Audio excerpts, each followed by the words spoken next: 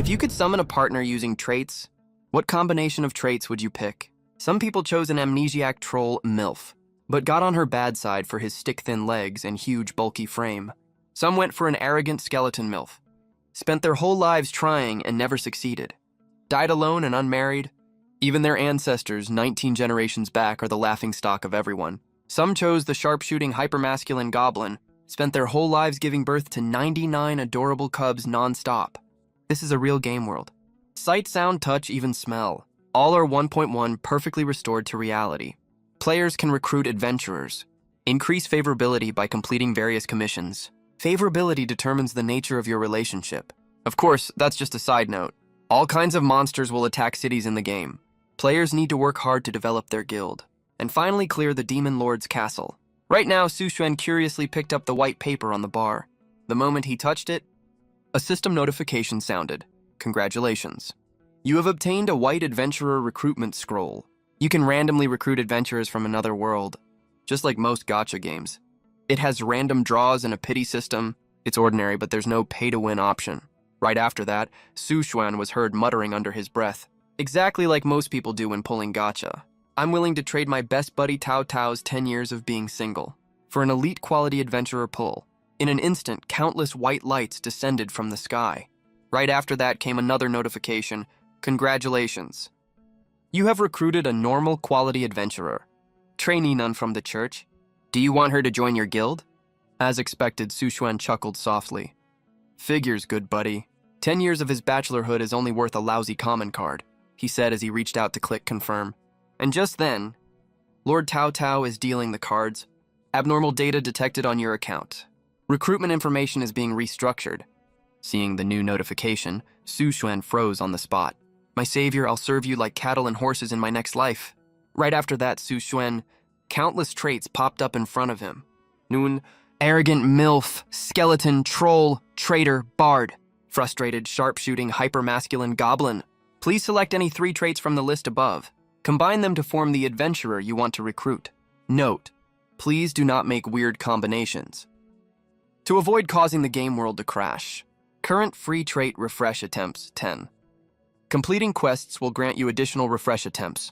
Looking at the traits in front of him, Su Xuan couldn't help but be shocked. Arrogant skeleton MILF. No way, absolutely no way. Su Xuan decided to refresh the amnesia, traitor, MILF traits, and got farmer, dim-witted, dog trainer. Traits refreshed, obtained soldier, pregnant woman. 3-handed, traits refreshed, obtained unwaveringly loyal, spy, succubus. Wait, stop refreshing. No more refreshes, who doesn't love a succubus? Even though her combat power isn't top tier, she's super hot, duh. Now the question is, how to pair the traits right now? Arrogant succubus spy, unwaveringly loyal succubus nun, or unwaveringly loyal bard skeleton. After thinking it over repeatedly, Su Xuan finally made his decision. I choose you. Come on out, Juicer, trait combination is being compiled. Your choice is unwaveringly loyal succubus nun, currently recruiting an adventurer that meets the requirements. As the dazzling light faded away, a stunning woman with dark purple long hair walked over gracefully. Her perfect figure was tightly wrapped in a black and white nun's habit. Nice to meet you. Guildmaster. Nun Evsha greets you. Looking at the woman in front of him, Su Xuan exclaimed how insane this is. Who would have thought that the seemingly holy nun on the surface is secretly a succubus with a naturally lewd nature? And this succubus actually has the unwaveringly loyal trait. Hehe, great. I'm Su Xuan. Evsha looked at Su Xuan with dazed eyes. Can I call you Mr. Su Xuan? Seeing Su Xuan nod in agreement, Evsha gave a sweet smile. She looked very happy. That's wonderful, Mr. Su Xuan. You are such a kind guildmaster. Mid-conversation, a notification popped up in Su Xuan's field of view. Click the red dot on the adventurer's body. To view the adventurer's information panel, Su Xuan saw the notification and thought for a moment. Then his gaze landed on Evsha. A red dot was floating below her collarbone. Su Xuan subconsciously reached out to try and touch it. Regarding Su Xuan's action, Evsha looked very conflicted. Mr. Su Xuan, we just met. Aren't you moving a little too fast? Her words made Su Xuan stop his movement immediately. Wait, he obviously just wanted to check the information panel. Why did it trigger Evsha's warning? Haha, so how was he supposed to click the red dot then? Su Xuan had a thought. Evsha's stat panel appeared right in front of his eyes. Evsha, Epic Tier Adventurer, Race Succubus. Level 1, Strength, agility, magic, constitution, all 50. Growth 10. Gain 10 points to all stats per level up. Unwaveringly loyal. Favorability 99. She only wants to follow you for her entire life. When this adventurer fights alongside you, combat power increases by 100%. Succubus 956290. Charm 100. 100% special damage boost against members of the opposite sex. Due to the effect of unwaveringly loyal. This effect only activates for you. Nun. She is a nun who believes in the Lord of Light. Immune to holy light effects. After Su Xuan finished reading Evsha's panel information, a look of joy immediately appeared on his face. A succubus, which belongs to the demon race, can actually be immune to holy light effects. But what's 956290? What kind of weird value is that? Su Xuan thought for a long time and still couldn't figure it out. Looks like he'll have to understand it in future battles. While he was lost in thought, several more notifications appeared. Current player rating upgraded from F tier to C tier. Can establish an adventurer's guild. And obtain qualification to take on high difficulty quests. Completing commission quests and special quests can improve your rating. You currently have 3 commission quests and 1 character quest. Commission Quest 1. Collect 10 purple snowflowers. Quest rewards 50 copper coins, 50 EXP. Commission Quest 2. Kill 5 fiery rats. Quest rewards 50 copper coins, 100 EXP. Commission Quest 3. Kill 1 desert golem. Quest rewards 100 copper coins, 150 EXP after you complete the 3 commission quests.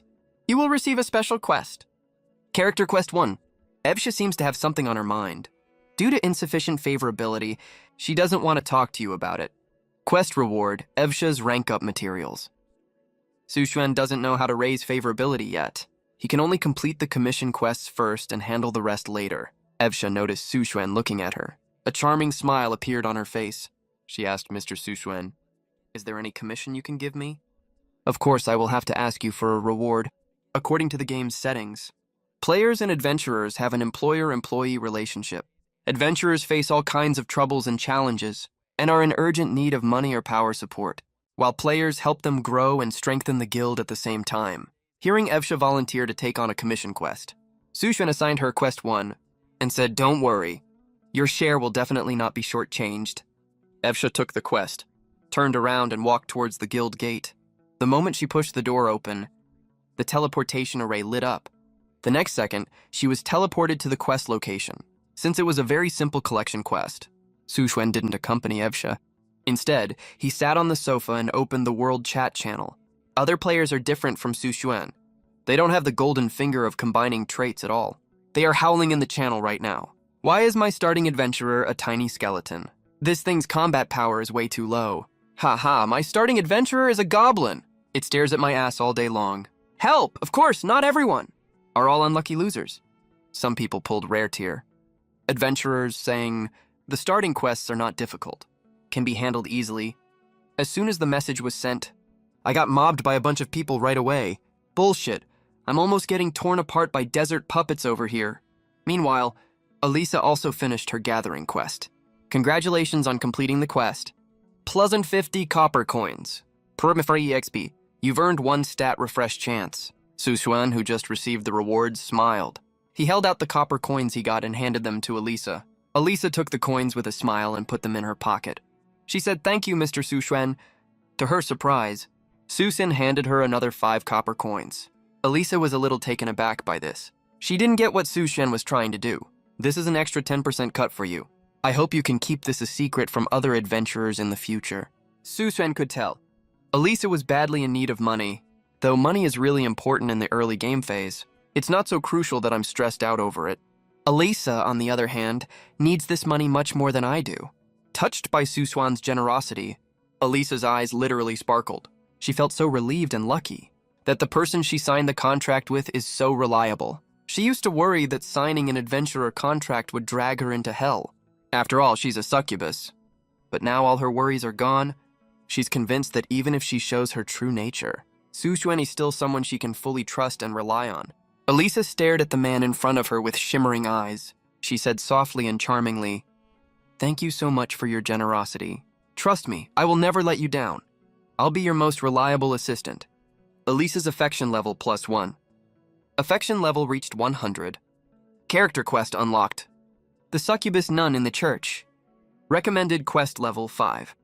Quest description: Elisa was abandoned when she was little. She was raised by 2 nuns. Recently, the church is in urgent need of a large sum of money. The church authorities are already planning to implement an ancient trading system to raise funds.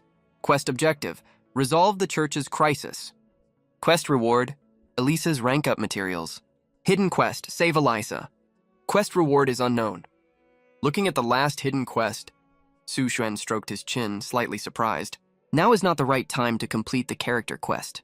After all, the recommended level for this quest is 5. The top priority right now is to level up Elisa, since there are still 2 commissioned quests left unfinished. Su Xuan decided to finish the commissioned quests first. Elisa, we have a few more commissioned quests to finish today. Interested? When Elisa heard Su Xuan was giving her new tasks, she broke into an excited, expectant smile. She said immediately, of course. No matter how many tasks you give me, I can handle them all. Thanks to the unwavering loyalty stat effect, Su Xuan can boost Elisa's combat power by 100%. Besides, as the guild leader, he also needs to accumulate combat experience. So he looked at Elisa with a smile and said, "Let's go. I'll go with you to finish the quests." Seeing Su Xuan look so confident, a hint of worry flashed in Elisa's eyes. She was afraid Su Xuan would get hurt during the quests. White light from the teleportation magic flashed. Su Xuan and Elisa arrived at the quest location. Burnt-down houses and buildings surrounded them. Several dark figures darted past in the distance. Just as Su Xuan was observing the surrounding environment, Elisa next to him almost cried out in shock inside. How is this possible? Why did my combat power go up so much? Is it because of Mr. Su Xuan? She couldn't help but look at Su Xuan curiously, her eyes full of shock and confusion. Su Xuan didn't notice Elisa's gaze and started looking for the quest target in the ruins. The pyro rats seemed to be hiding under the ruins. "Elisa, do you have a way to get them to come out?" The shocked Elisa snapped back to her senses. She said softly, "Leave it to me." She immediately began to chant a spell. A wisp of light magic lit up the surrounding area. The hiding pyro rats couldn't resist the holy erosion and darted out of the ruins in a flash. Ready to run away, Su Xuan was just about to make a move. When Elisa next to him flicked her fingertips, dark purple flames instantly engulfed the pyro rats. Now that they had a way to drive out the pyro rats, the 2 of them finished the quest requirements quickly. Su Xuan looked at the collapsed ruins of the village and felt something was off. Logically, a village this size could never be destroyed by just a few pyro rats. There must be other powerful monsters in the village. Seeing Su Xuan look so serious, Elisa next to him asked confusedly, "Mr. Su Xuan, is something wrong?" Su Xuan nodded seriously in response and said, "There are other monsters in the village?" "Other monsters. If that's the case," Elisa seemed to recall something. "Those other monsters are probably in the granary."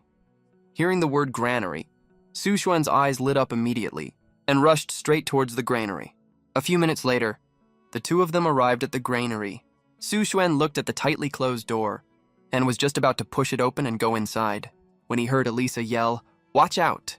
And then she lunged at him. Before Su Xuan could react, he was already pinned to the ground by Elisa. The heavy weight made his pupils tremble slightly. The feeling is so real. The very moment Su Xuan was tackled to the ground by Elisa, the wooden door of the granary was destroyed by a huge, sharp claw. Then a giant pyro rat slowly walked out of the granary, staring greedily at the 2 people lying on the ground. Elisa was still on top of Su Xuan. She asked worriedly, "Mr. Su Xuan, are you okay?" Su Xuan shook his head. He just felt like he couldn't breathe from being pressed against her soft chest. Being this close to a succubus made it hard for him to control himself. "We have to get apart right now." Right at this moment, the giant pyro rat let out a roar. It was extremely angry that the 2 had disturbed its nice sleep. The raging flames on its back looked ready to devour everything. Su Xuan thought to himself, that was close. If it wasn't for Elisa just now, he would probably have been badly injured. Looks like I'm still not alert enough. Looking at the pyro rat leader, Su Xuan frowned. The culprit behind this fire has finally shown up. Though the commissioned quest doesn't require us to kill it, killing a leader-level monster will definitely give special rewards. Elisa next to him frowned tightly, feeling a hint of unease in her heart. She was very worried that Su Xuan would be in danger. Su Xuan looked at the stats of the pyro rat leader and couldn't help but marvel at how overpowered Elisa's stats are. The Pyro Rat Leader is level 3, but its stats are way lower than level 1 Elisa's. Before he could finish marveling, the Pyro Rat Leader suddenly opened its mouth wide. A ball of flame was churning and gathering between its sharp teeth. Seeing this, Elisa knew something bad was about to happen. She spread a pair of pitch-black demon wings, wrapped her arms around Su Xuan's waist, and flew high into the air. She didn't care about exposing her succubus identity anymore, even though Su Xuan already knew what she was. The gushing, raging flames missed their target. The Pyro Rat Leader could only rage uselessly on the ground. What a dangerous creature. Elisa hovered in midair, her clear eyes fixed firmly on the ground below. Su Xuan in her arms was still surrounded by her soft chest, so he couldn't see the battlefield clearly. He finally struggled out of the soft embrace, only to see Elisa transform into a charming and alluring succubus. 2 horns that mark a succubus poked out from her hair. Seeing the man look up, a blush appeared on Elisa's cheeks. The intimate contact made her heart race. If I keep holding Mr. Su Xuan, I won't be able to fight. With that, she carried Su Xuan and flew to a flat ground, then turned around and set her gaze on the Pyro Rat Leader.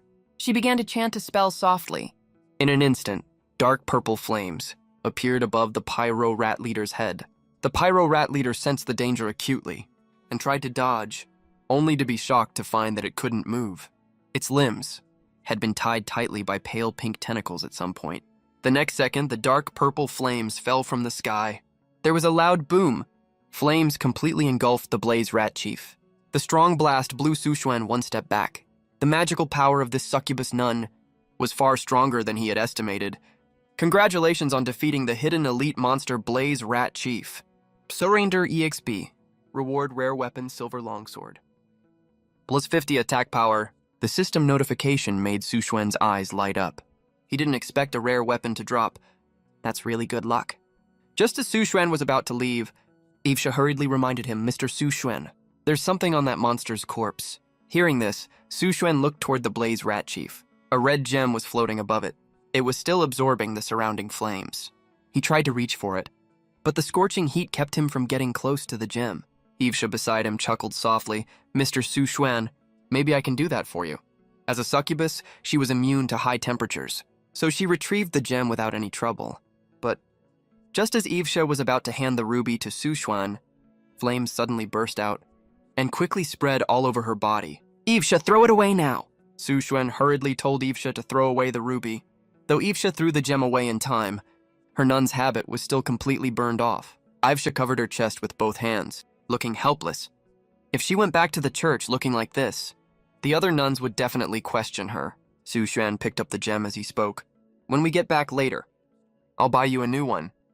Congratulations on obtaining the rare flame gem. Reduces 80% of fire damage. Though it has an absorption cap, it's still incredibly impressive. This mission trip was really fruitful. Su Xuan put the ruby into his pocket. He called Evesha and walked toward the teleportation array.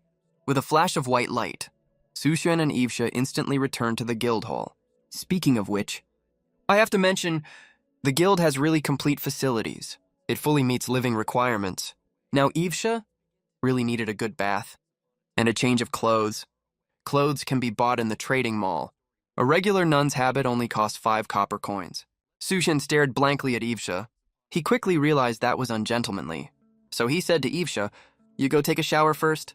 I'll pick out a new nun's habit for you. Evesha was flattered when she heard this. Is that okay? Won't that be too much trouble for you? Looking at the nervous Evesha, Su Xuan smiled sincerely and replied, don't be so polite. I owe you a lot today. Su Xuan wasn't just being polite. If Evesha hadn't taken down the Blaze Rat Chief, how would he have gotten the rare weapon and rare gem? These 2 items in the trading hall are worth at least thousands of copper coins. Evesha saw the happy look on Su Xuan's face, smiled and said, then I'll go take a bath first. Please wait a moment, Mr. Su Xuan. With that, she walked into the bathroom. Su Xuan was sitting at the bar at this time. He first bought a nun's habit in the system mall. As for Evesha's measurements, the set of numbers mentioned earlier, 95, 62, 90. I guess no one noticed that. Then he took out the flame gem and started thinking, since it's not sold in the trading mall, he couldn't appraise its value for the moment. So he could only post the flame gem's attributes on the world. Channel with a message, for sale at a low price. PM me if you're interested. As soon as the message was posted, it immediately sparked discussion among other players. It's actually a rare elemental gem. This thing is worth a lot. If you collect all 5 elements, you can synthesize an elemental pendant that reduces all elemental damage. It's an epic quality item. It's worth at least dozens of gold coins. Soon Sushuan's eyes lit up. A kind player said it could be sold for 80 silver coins. The current currency exchange rate is 1 gold coin equals 100 silver coins, which equals 10,000 copper coins. Rounding it off, it's almost 1 gold coin. Just as Sushuan was thinking about what to do with it, a message popped up. Can you sell me the flame gem? I'll offer 80 silver coins. Sushuan was confused when the other party didn't even bargain. A trace of doubt arose in him. If I may ask, are you trying to synthesize the elemental pendant? The other party replied, I just happen to have a quest in a flame terrain. That being the case, the flame gem's value shows itself at specific times. After thinking it over, Sushuan decided to rent it to the other party for 1,000 copper coins. 8,000 copper coins will be traded first, and 7,000 copper coins will be refunded when the gem is returned. Transaction completed. A huge sum of money was credited to his account. It made Sushuan a little excited. He thought to himself, sure enough, money brings peace of mind. Just as Sushuan was immersed in the joy of having a huge sum of money, Ivsha's voice came from the bathroom. Mr. Sushuan, do you have a bath towel, please? Hearing this, Sushuan immediately bought a bath towel. Then he walked to the bathroom door and knocked gently. Ivsha hid behind the door, shyly reached out to take it and thanked him, then closed the bathroom door. Sushuan didn't think much of it. He was just about to turn around and leave when he remembered Ivsha's character quest. He casually asked Ivsha, what's the reason you joined the guild? Can you tell me? As he spoke, he submitted quest 2. Congratulations on completing the quest. Pleasant 50 copper coins. 6p. You have obtained 1 free stat refresh chance. 2 quests plus defeating the Blaze Rat Chief. The guild's EXP pool now has 350 EXP points, so he directly leveled Ivsha up to level 3. The reason I joined the guild. Ivsha was in the bathroom at this moment. She lifted her head slightly, staring at the light above her head. After a moment of silence, she said softly, the nuns in the church are worrying about money. I want to help them share some of the burden. But the real situation wasn't like that. She had accidentally overheard some dirty deals. They wanted to send the church's nuns to a wealthy merchant's mansion for a many-too-many confession prayer. This matter was originally stopped by 2 senior nuns, but some accidents happened recently. This forced the church to give in to the wealthy merchant again. The dirty deal may happen again. She wanted to stop all of this, so she signed a contract and became an adventurer. Sushuan knew Ivsha was hiding something, but he didn't plan to ask further.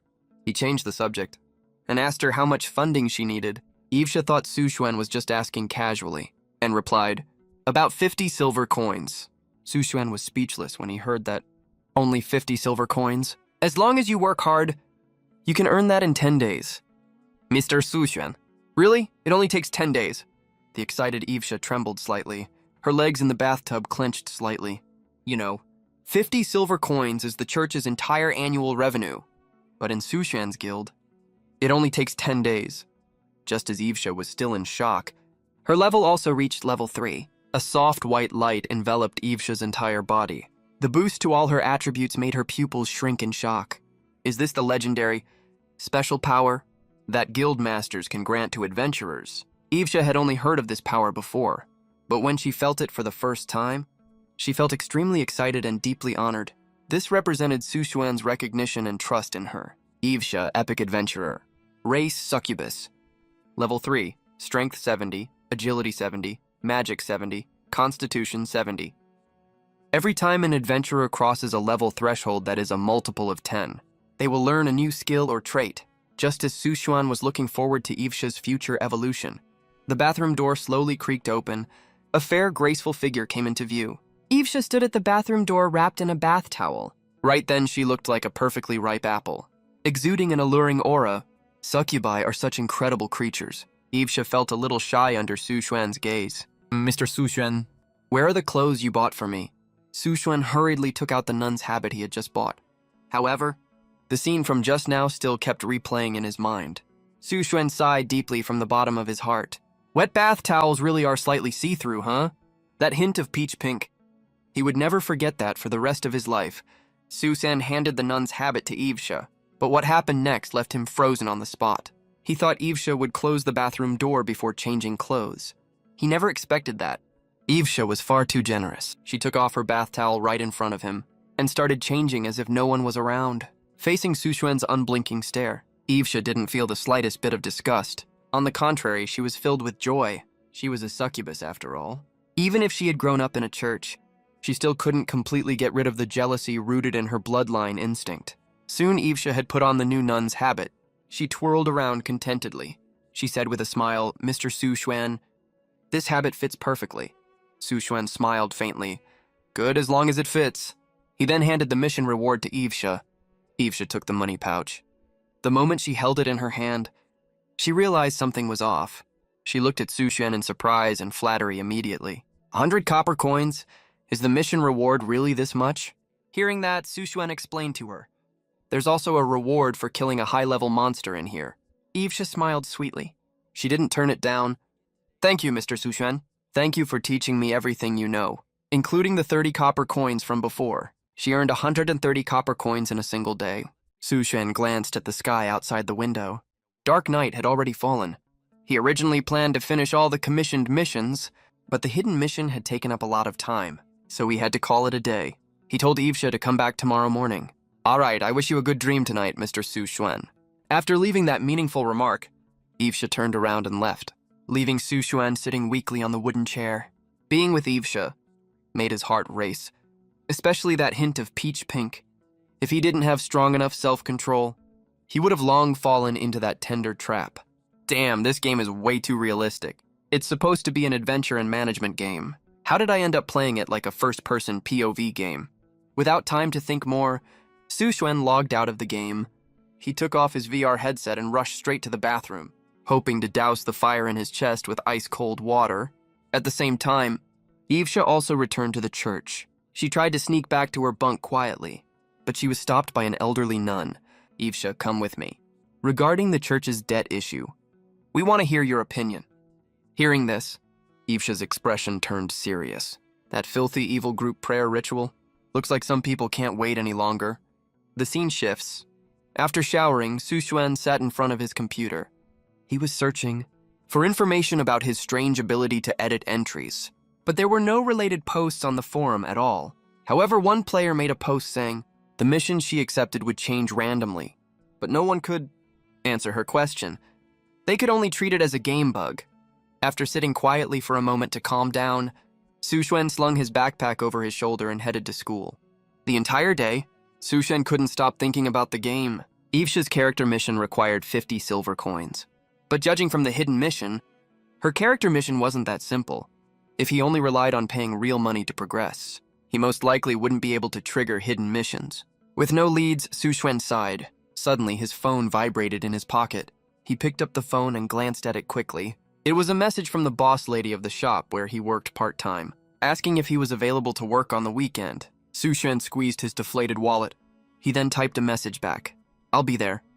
He stuffed his phone back into his backpack right after.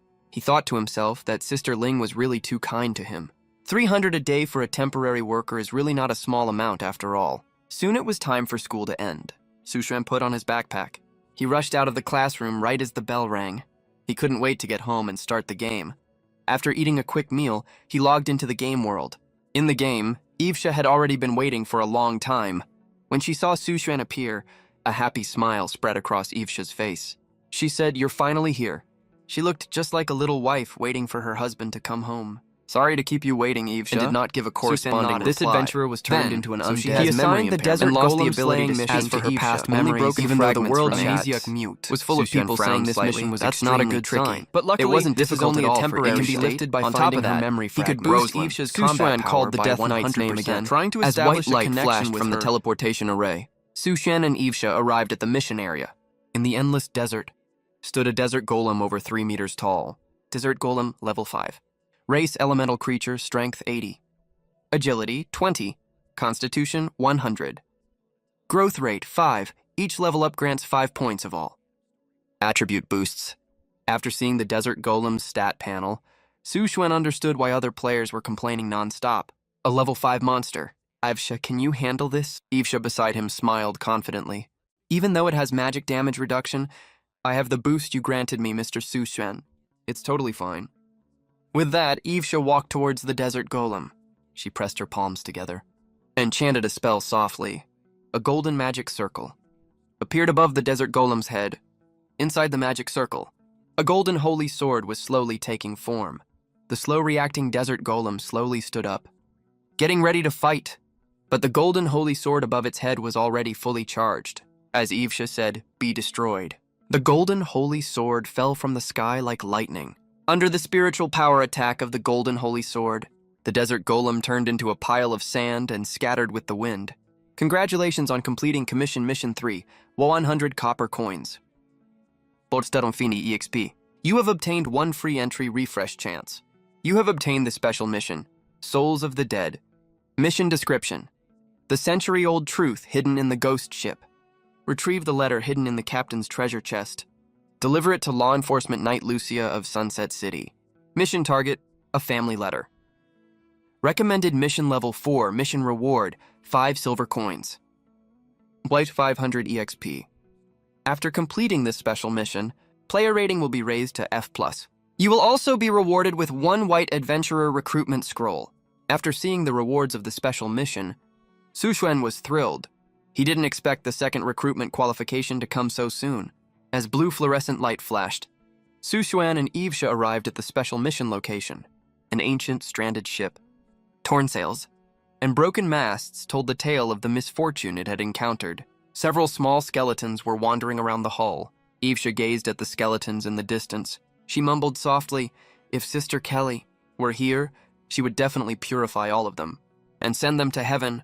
Seeing Sushen looking at her confusedly, she explained, Sister Kelly is the most respected elder nun in our church. She was the one who brought me back to the church when I was still a baby. Hearing this, Sushen sighed.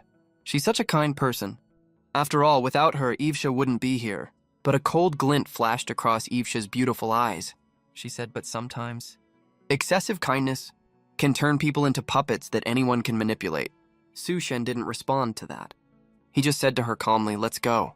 We need to finish the mission before dark.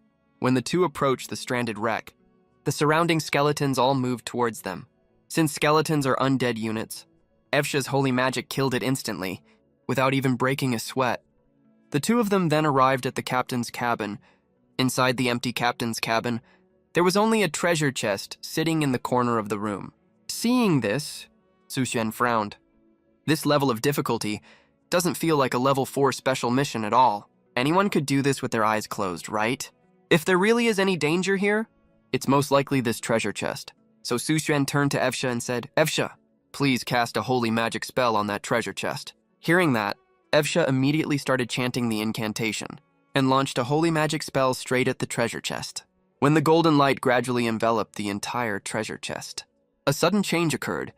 The mimic that had disguised itself as a treasure chest opened its bloody maw and lunged at Evesha. Evesha frowned slightly and quickly chanted a magic spell. A golden holy sword took shape in midair and pierced straight through the mimic. After the mimic bounced a few times on the ground, it finally went still. Suspecting a trick, Sushen took out his long sword and poked it a few times. After confirming that it was dead, he stepped forward to search for loot. After rummaging for a while, Sushen pulled out a letter from it. Besides that, he also fished out an earring. Is that all for the mission? That was really easy, Sushen mumbled to himself. Suddenly, the entire ship began to shake violently. Sushen looked up and saw a giant octopus, its tentacles clinging to the hull, slowly dragging the ship down into the deep sea. Giant deep sea octopus. Rarity level 40. Race, deep sea creature. Strength, 500. Agility, 200. Magic 400, Constitution 800. Growth 6, gains 6 points to all stats per level up. Sushen frowned. He shouted to Evesha, it's a level 40 monster. Evesha, let's get out of here fast. Hearing that, Evesha spread her wings, picked up Sushen and flew away from the sunken ship. Watching the ship being dragged into the deep sea by the giant octopus, Sushen let out a long sigh of relief, thinking to himself how close that was. We almost ended up in the sea just now. Evesha held Sushen in her arms. Her eyes flickered. I didn't expect to run into such a terrifying magic beast here. Good thing it's not interested in us. Looking at the sunken ship gradually sinking to the bottom of the sea, Sushen sighed helplessly, saying what a shame. He still wanted to search the ship for more treasures. Hearing that, Evsha smiled faintly. But her attention wasn't on the ship. She kept staring at the man in her arms, light pink heart shapes flickering in her eyes. Until Suxuan reminded her, she flapped her wings and returned to land, watching the hull completely sink into the deep sea. Suxuan then turned around and headed back to the guild. After submitting the mission item called Family Letter, the system notification sound rang out. Congratulations on completing the special mission. Silver coins +5, XP Pfizer. You have obtained 1 free entry refresh chance. Your player rating has increased to 2+. You have obtained 1 white adventurer recruitment scroll. Suxuan picked up the recruitment scroll excitedly. Several entries once again appeared before his eyes, but this time was a little different. One of them was actually glowing with a strange radiance. White Rose and Oath Knight, rare entry. When combined, guarantees recruitment of an epic quality adventurer. Trigger reason: Oath Earring. After thinking for a moment, Suxuan took the earring out of his pocket. It was just a common item, but it triggered an identity entry related to its original owner. If that's the case, if I get a divine relic, wouldn't I be able to summon a god? Before he could continue daydreaming, a bunch of weird entries popped up one after another. Undead idol, married woman, soul lost, glowing uncle, emotionless. Seeing this, Suxuan frowned. He didn't combine the entries right away. Instead, he first handed 3 silver and 60 copper coins to Evsha and said, "This is your reward for today's mission." Evsha took the reward excitedly, a trace of joy flashing in her beautiful eyes. The dozens of nuns in the church only earned dozens of copper coins after a full day of work, but she earned 10 times that in just a day or 2 of work. Not only that, she also got a combat power increase. No wonder those people volunteer to be guild adventurers. That kind of power that transcends the ordinary world is really hard to resist. Suddenly, Suxuan remembered Evsha's nun habit from when they escaped the sunken ship earlier. 2 slits had been torn in the back of the habit by her wings, so he asked Evsha if she wanted to buy a new one. Evsha shook her head at this and took a sewing kit out of her pocket and said, "It's okay. I can just sew it up." Suxuan didn't say anything more, thinking to himself that if the nun habit was backless, it would be a lot more convenient. As his thoughts wandered, Suxuan's gaze returned to the entries. Emotionless undead uncle, emotionless, but glowing white rose and breach of oath knight. After thinking it over multiple times, Suxuan decided to refresh the entries. Refreshed the emotionless glowing uncle entry. Obtained the abstract entry Auntie likes you a lot. Refreshed obtained swimmer. Wavy hair, great figure. Entry refreshed, obtained crystal construct. Obese, careless. Careless entry? What the hell is a crystal construct? Looks like it's a pretty uncommon entry. I've never seen it before, so I have to try it. Let's just go for it. I choose you. Undead crystal construct of White Rose and Oath Knight. Even though it sounds a bit awkward. Instead of holding on to the fantasy that the married woman entry will bring a surprise, I'd rather choose the undead entry because that makes me more excited. Compiling entry combination. Recruiting eligible adventurers for you. The wait for system recruitment always feels long. After Suxuan glanced at Evsha by accident, he just wanted this process to take even longer because Evsha was being way too generous. The last time this happened was just yesterday. She had taken off her nun habit and was sewing it. Her fair skin was covered only by a thin inner layer. White garter stockings clung tightly to her legs. The nun cap on her head clashed completely with the current scene. It made her even more alluring. Even though Suxuan touched the tip of his nose and reminded Evsha, "Evsha, next time you sew clothes, you can go to the inner room. There will be other people in the guild later on." Hearing that, Evsha looked a little embarrassed and quickly responded, "Sorry. Sitting in the guild hall like this is really not very appropriate." Suxuan smiled generously, waved his hand and said, "It's fine. Just pay attention next time." But Evsha seemed to get a little bolder and said, "Since no one is here right now, can I change back to my true form?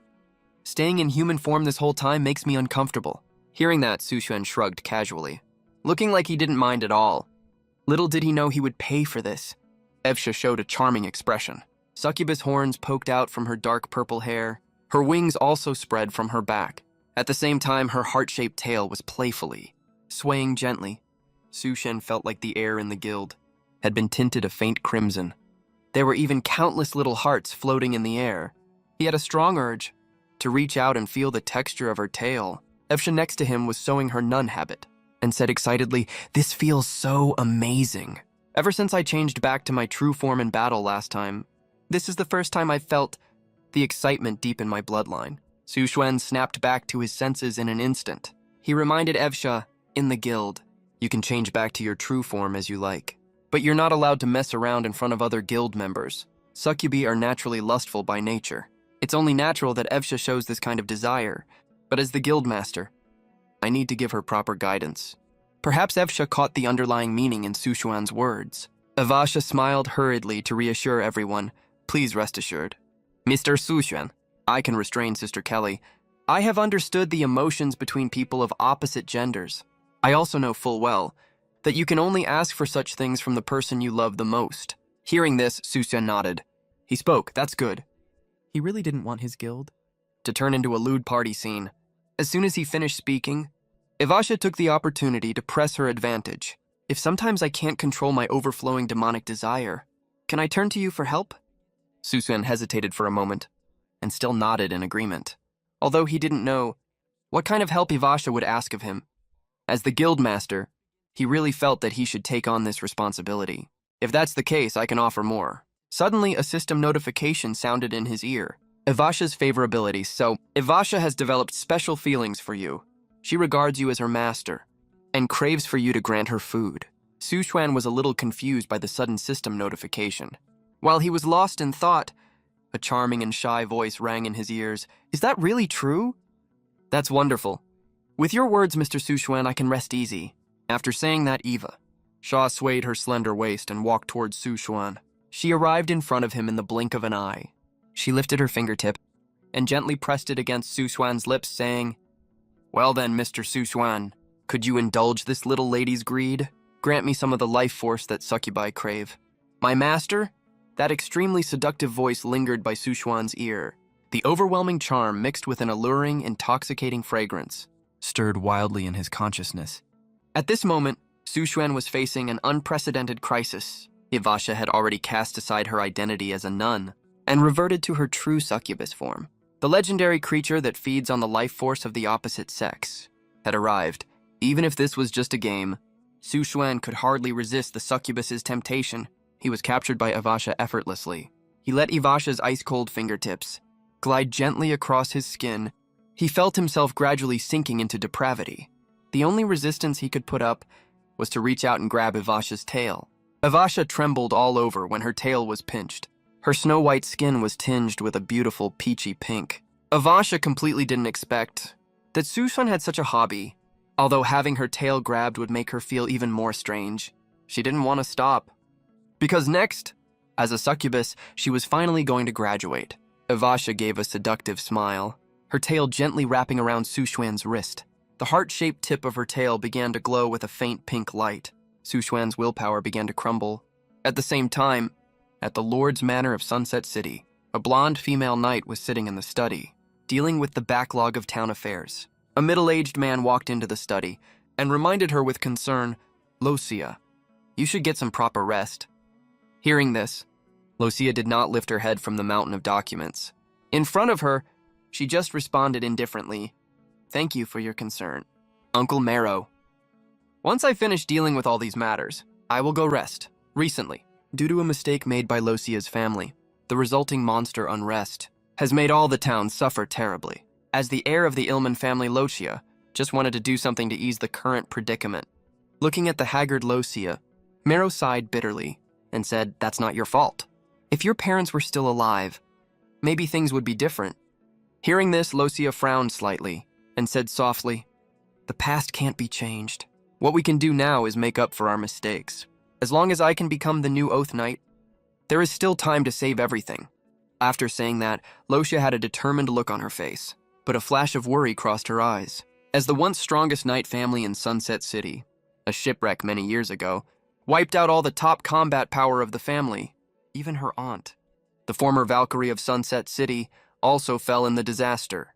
Suddenly, a hurried shout interrupted Lucia's memories. Knight Lucia, there is a letter for you. A knight ran in holding a letter in his hand. The moment Lucia took the letter, her face instantly turned grave. The family emblem on the letter was the style from 10 years ago. This was a letter that had been lost for a very long time. Marrow glanced at the letter and said calmly, It was probably left at the post station. Since it's a lost letter, it's not important. Let me throw it away for you. He reached out to ask for the letter as he spoke, but Lucia threw the letter into the trash can and said calmly, "No need to trouble you, uncle." Seeing this, Maro didn't say anything else, left a sentence rest early, then turned around and left the study. Right after Maro left, Lucia immediately picked up the letter. When she saw the content of the letter, an expression of disbelief appeared in her eyes. It's Ant's letter. The scene changes. To Sushuan's guild hall, Avasha stood up, licking her fingertips gently, and said, "Mr. Sushuan, you should eat less sweets from now on." Regarding Avasha's suggestion, Sushuan only gave her a cold glance and said in a low voice, "Avasha, you are a nun. You should pay attention to your demeanor and behavior, compared to simply absorbing forcefully." He hoped Avasha would use more skills and methods. Hearing this, Avasha smiled playfully and said, "But my master, I'm not just a nun. I'm also a succubus, you know." Although she said that she still kept Sushuan's request firmly in mind, Sushuan shrugged and said, "Put on your clothes quickly. New adventurers will be coming soon." Not long after, the two tidied up and came to the hall. Avasha was still wearing that nun's habit, looking holy and untouchable, completely different from how she looked just now. This sudden change made Sushuan a little surprised. Avasha looked at him, who was staring intently at her. A faint smile flashed across her face. She asked curiously, "Mr. Sushuan? That new adventurer? What kind of person is he?" Sushuan was instantly stunned when he heard this. To be honest, he didn't know either. After all, he was seeing this entry for the first time too. White Rose and Oath Knight Undead Crystal Construct. What kind of adventurer is that exactly? While he was lost in thought, the guild gate slowly opened. An Oath Knight wearing armor stepped into the guild. Her entire body was covered in armor. The exquisite armor was carved with gilded golden patterns. The helmet completely hid her face. A pair of hand bones as sparkling as diamonds were the only part exposed, just as described in the entry. This was an undead knight constructed from diamond gold bones. Sushuan was just about to open his mouth to ask when the adventurer's information appeared in his field of vision. Roslyn, legendary adventurer. Race human undead, level 10. Strength 200, agility 200, magic 200. Constitution 200, growth 12. Gain 12 points to all attributes per level up. Trait: White Rose and Oath Can. Ite Undead Crystal Construct. Sushuan's eyes lit up, staring closely at Roslyn. It's actually a level 10 legendary adventurer. White Rose and Oath Knight. All attributes plus 100% in White Rose state. Danger perception, plus 100%. Pain perception, plus 100%. Undead, immune to necrotic creatures. Pain immunity, immune to mental control. But damage taken from holy magic, plus 100%. Crystal construct, body made of crystals. Hardness, 100%. Strength, plus 100%. Immune to elemental damage. Seeing this, even Lord Tao Tao fell silent. Your brother's buff set has pain perception increased by 100%, but undead are immune to pain. Takes 100% increased holy magic damage, but crystalline constructs are immune to elemental damage. A perfect, flawless all-rounder. Sushuan was also stunned by the data in front of him. He called out to her excitedly, "Roslyn, welcome to my guild." Roslyn just stared quietly at Sushuan. An eerie glint shone through the gap in her helmet. Off to the side, Evesha also noticed how unusual Roslyn was. She asked Mr. Sushuan, "Can she not speak?" Sushuan stared at the pop-up notification that just appeared and did not give a corresponding reply. This adventurer was turned into an undead, so she has memory impairment and lost the ability to speak. As for her past memories, only broken fragments remain. Amnesiac mute. Sushuan frowned slightly. That's not a good sign. But luckily, this is only a temporary state. It can be lifted by finding her memory fragments. Roslyn. Sushuan called the Death Knight's name again, trying to establish a connection with her. This time, Roslyn reacted a little. Her crystalline finger bone reached straight towards Sushuan's eyes, as if she wanted to convey some message to him. After thinking for a moment, Sushuan asked with a hint of confusion, "You mean you can write?" Roslyn nodded gently. She held out 5 fingers and carved a few words into the bar. "I don't need payment. Please help me get my memories back." Seeing this, Sushuan raised an eyebrow, feeling a little surprised. That's an incredibly impressive perk. An employee who doesn't ask for a salary. It's literally right in front of me now. Right at this moment, a notification sounded again in Sushuan's mind. Your current player rating is F+. You currently have 5 commissioned quests, and 2 character quests. Commissioned Quest 1, Protect Lucia. Time remaining, 72 hours. Recommended quest level, level 8. Quest reward, 10 silver coins. 1000 EXP. Special reward, 1 memory fragment. Sushuan's gaze sharpened when he saw the quest and its rewards. If nothing goes wrong, Lucia and Rosalind must be closely connected somehow. After all, this is a new commission derived from a special quest, and its difficulty has unprecedentedly reached level 1. As for the difficulty of the other 4 commissioned quests, they are only S+. Besides that, there are 2 character quests. One is Evesha's character quest, the succubus nun in the church. The other character quest is from Rosalind, but since Rosalind's favorability is only 60, the character quest is not fully unlocked yet, so I still need to increase Rosalind's favorability. Putting other things aside, Quest 1 has a time limit after all. After quickly browsing through all the commissioned quests, Sushen decided to complete the Protect Lucia quest first. There are 2 hours left before night falls. Judging from the quest description, this is also a commission that requires long-term continuous effort. So Susuen decided to get some basic information first, to fully prepare for the upcoming quest. But before leaving, it's time to level up Evesha. A flash of white light appeared, and Evesha reached level 5. Evesha's lips curled up slightly, forming a charming smile, as if she was enjoying this wonderful moment. Seeing Evesha's reaction, Susuen frowned slightly. Is this the normal reaction to leveling up? Evesha is acting more and more like a succubus. Haha, no way! I'm a max level Sigma male. Control yourself. Dominate your enemies.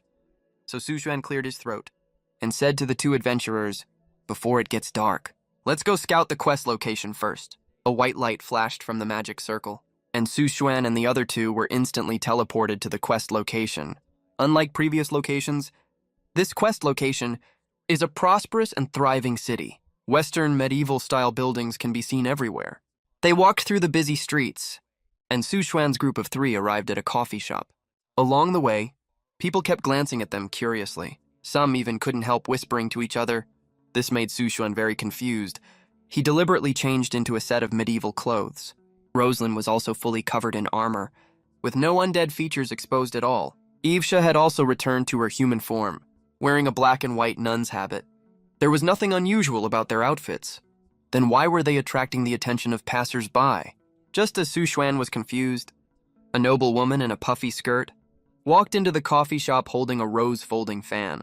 She only glanced around the cafe before walking towards Sushuan and the others. And when she saw the people next to Sushuan, she was so shocked that she couldn't speak for a moment. Rosalind, is that you, Rosalind?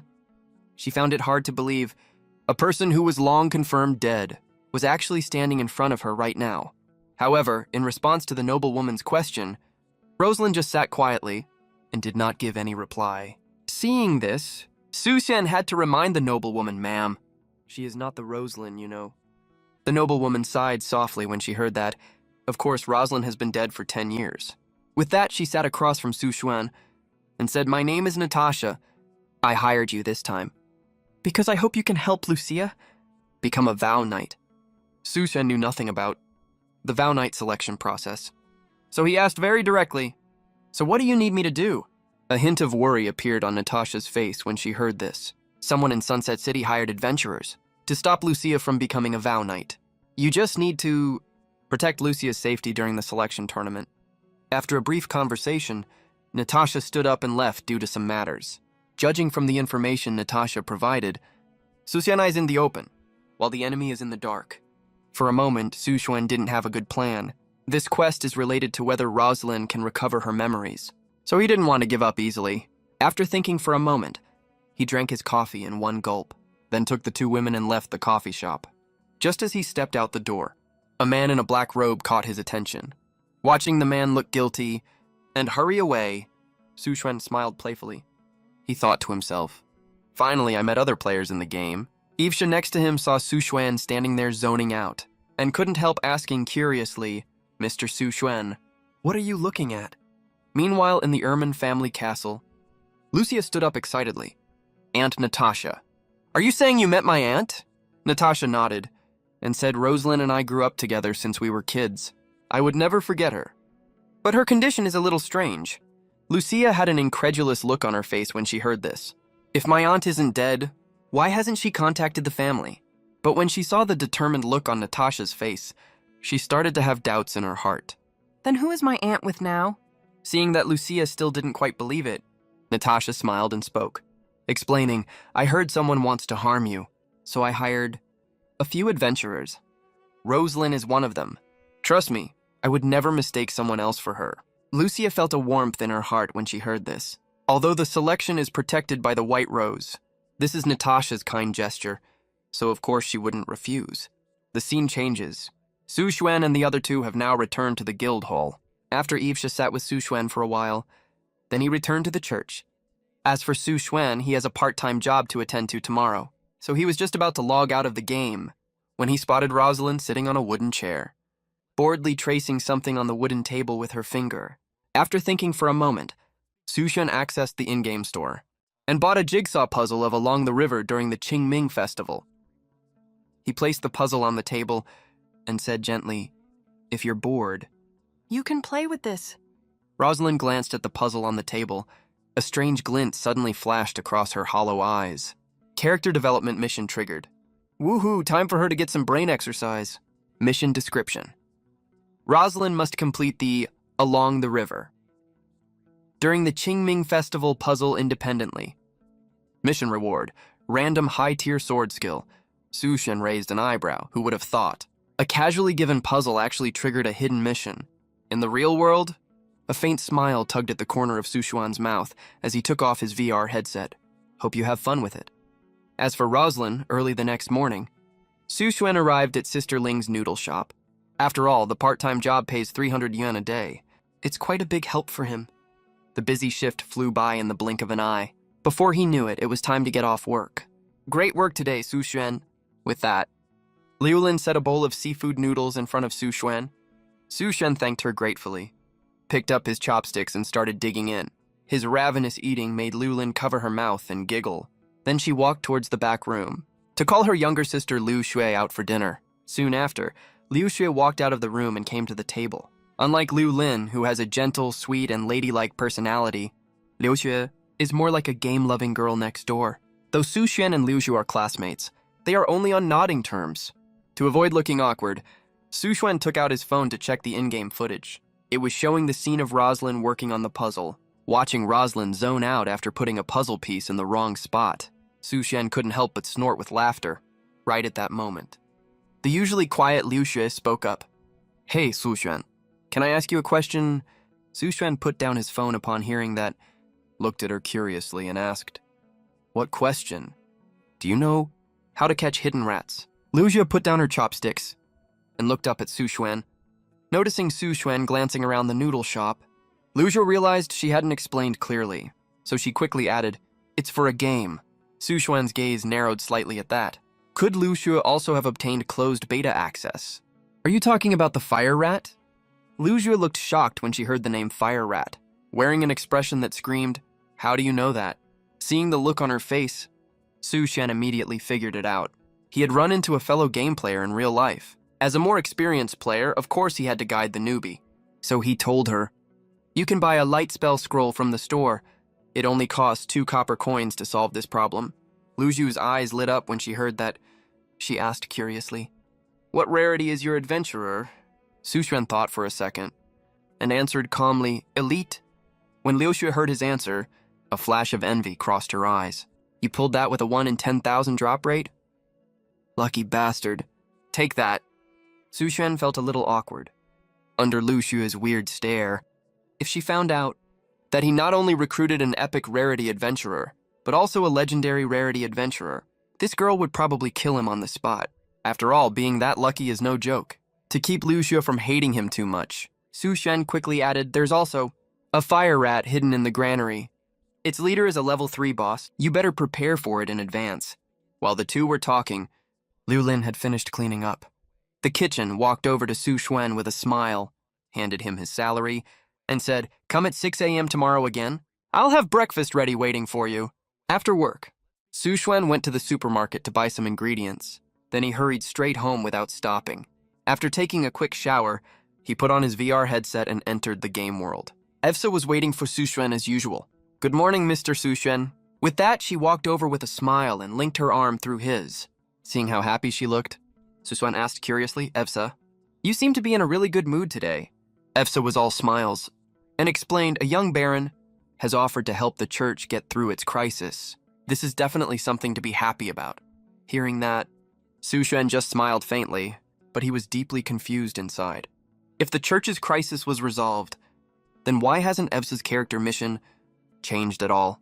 Evsa seemed to sense his worry. She continued, "Maybe this really is a good thing, but the way that Baron looks at me always feels a little off." Though she was grateful to the Baron for resolving the church's crisis, his motives didn't seem pure. Hearing that, a cold glint flashed across Su Xuan's eyes. It's better if he has no ulterior motives. But if he dares to lay a finger on his woman, he will never let him get away with it. Looks like it's time to meet this Baron. So Su Xuan quickly suggested that they go visit the church. Evsa jumped up excitedly when she heard that, really? Mr. Su Xuan, I've been talking about you to Sister Kelly this whole time. She's been wanting to meet you for ages." Hearing that, Su Xuan looked at Evsa confusedly and asked, "Why have you been talking about me to Sister Kelly?" A faint blush spread across Evsa's cheeks. She said shyly, "I told her that you're the person I admire the most." After saying that, she looked up at Su Xuan, her eyes filled with a hint of possessive love. Su Xuan quickly looked away and coughed dryly. He didn't buy that Evsa's feelings for him were just admiration. Looking at Su Xuan's flushed cheeks, Evsa looked like she had just discovered a new continent. "Mr. Su Xuan, your face is all red. Are you embarrassed?" Flustered, Su Xuan quickly threw out a line. "Once we finish the Sunset City Commission, we'll go to the church together. Then," he started on today's missions. Commission Mission 2, collect lava ore. Commission Mission 3, defeat the flame golem. Both missions were set in flame terrain. A few hours later, Su Xuan and the rest of the team were all dressed in tattered clothes when they made their way back to the guild. Only Rosalind was the exception. She is immune to elemental magic, coupled with the special material of her platinum armor. She came out completely unharmed. It was this mission that made Su Xuan realize how valuable flame gems are. The sudden, unexpected bursts of flame during the mission were such a pain to deal with. Luckily, these two commissions were pretty easy. The level 5 flame golem was one-shot killed by Rosalind with a single slash of her sword. The only loss was 2 sets of clothes. Su Xuan turned to look at Evsa beside him. Her nun's habit was all torn up, revealing a little too much skin. It's time to buy her a custom combat outfit. After all, she's the wife he pulled from the gacha. How can he let other people look at her for free? So he said to Evsa, "Evsa, go take a bath first. I'll buy you a new style of nun's habit." Evsa first glanced at the clock, then peeked at how Su Xuan was doing, and suggested softly, "Mr. Su Xuan, we still have an hour before the scheduled time. Time is tight. Why don't we take a shower together?" Though her voice was a little shy, her eyes were filled with a suggestive glint. She had finally found the perfect opportunity to make a move. Su Xuan was just about to reject her, but she had already stepped closer to him and linked her arm through his, and said, "Don't worry, Mr. Su Xuan. I'll carefully scrub every bit of dirt off for you." With that said, heart-shaped sparkles already started dancing in her eyes, before anyone even noticed. Su Xuan's wrist was already wrapped around by her heart-shaped tail. Seeing how enthusiastic she was, Su Xuan couldn't find a reason to refuse. What follows is a soul-purifying plot description. 25,800 words omitted below. In the guild hall, Rosalind has already finished 1/10 of the Along the River during the Qingming Festival scroll. There are only 20 minutes left until the agreed time, but Su Xuan and Evsha still haven't come out of the bathroom. That made her a little confused. Having lost her memory, she had no idea what the two of them were busy with. 10 minutes later, the bathroom door slowly opened, along with the sound of Su Xuan and Evsha talking. "Evsha, we need to hurry up. It's almost 2 o'clock. I'm sorry, Mr. Su Xuan. Your willpower exceeded my expectation. You underestimated me." As they spoke, the two walked into the hall. They had changed into brand new outfits. Su Xuan was wearing a white windbreaker. Evsha had changed into a brand new nun's habit. The black-themed battle nun habit paired with black stockings. The skirt hem swayed gently with her steps, giving off a holy and mysterious vibe. The most important thing is, the outfit will adjust accordingly, based on the wearer's body shape. After greeting Roslyn, the three stepped on the magic circle and arrived at Sunset City. The agreed meeting place this time is the Illman family castle. Natasha had been waiting for a long time by then. When she saw Suxuan arrive, she looked very happy. "You're finally here? Sorry to keep you waiting, Mr. Suxuan." Suxuan smiled slightly. As a gesture of apology, even though he rushed all the way, he was still 5 minutes late. Natasha smiled and said it was fine. As she spoke, she led Suxuan and his group into the castle. "Please follow me. Coffee and desserts are ready in the drawing room." At the same time, she introduced the Illman family to Suxuan along the way. The shipwreck 10 years ago caused heavy losses to the Illman family. Now, to restore the family's former glory, the only hope is to get Lucia elected as the Oath Knight. Speaking of this, Natasha's eyes flickered slightly. She sighed softly and said, "But someone is trying to ruin all this now." Then she turned around to look at Suxuan and spoke in an almost pleading tone. "I hope you can stop them. As long as Lucia's safety is guaranteed, I am willing to give you this precious item as the reward for this mission." With that, Natasha took a jade green pendant off her neck. At the same time, a system notification sounded. New mission reward added, Natasha's mind pendant. Elite quality. Grants immunity to the effects of mental magic. "Could I ask this favor of you?" "Mr. Suxuan."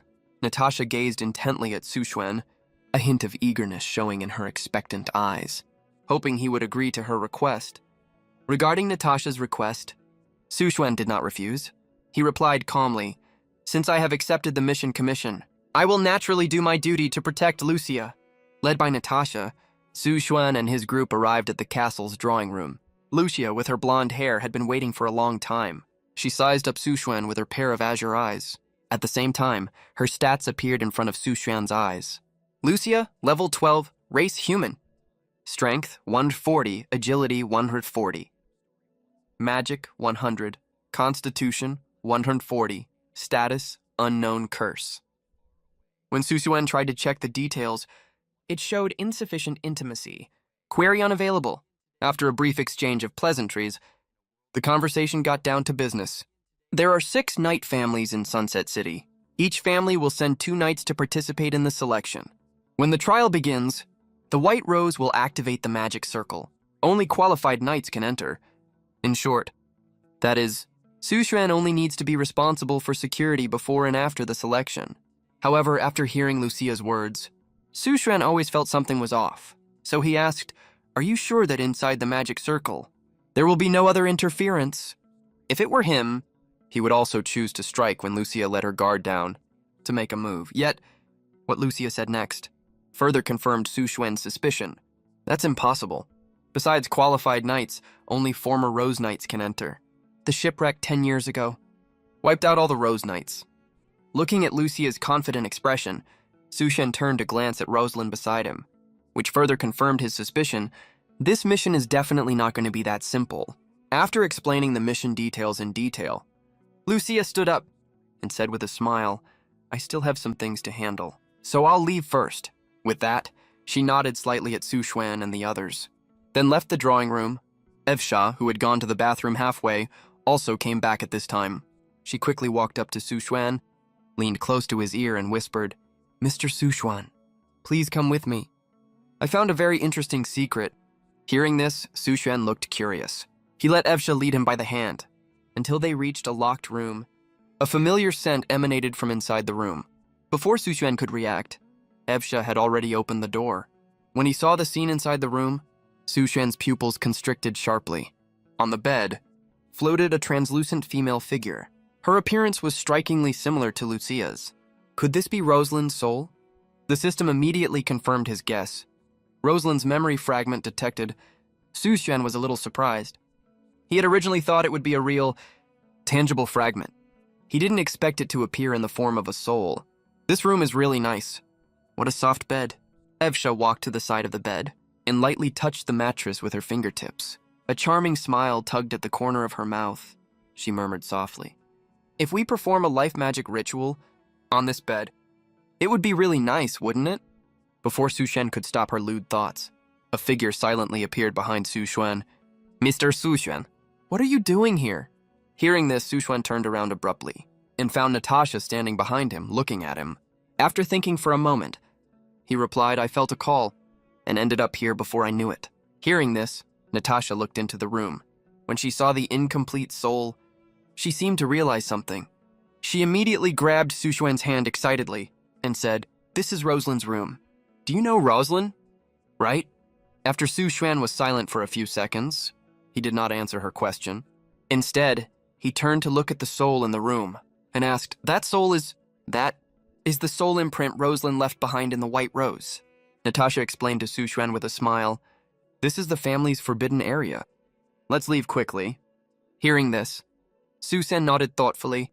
As for how to obtain this memory fragment, he needed to think it over carefully. After saying goodbye to Natasha with a smile, he took the two women back to the guild. After he left, Natasha returned to Rosalind's room again. She walked up to Rosalind's memory fragment and gently touched the soul with her finger and said, "Rosalind, is that you?" Amazingly, even though the soul did not speak, it nodded gently. After getting a clear response from it, Natasha broke into a delighted smile immediately. Flecks of shimmering light flickered in her beautiful eyes. She smiled and said, "Don't worry. I will find a way to bring you back to life. I swear on my own soul."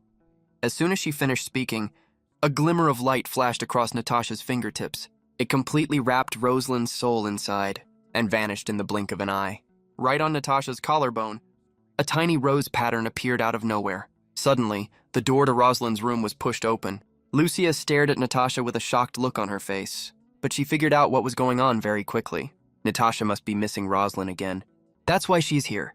"Sorry, I always think of them when I'm alone," Natasha said softly, and lowered her head slightly.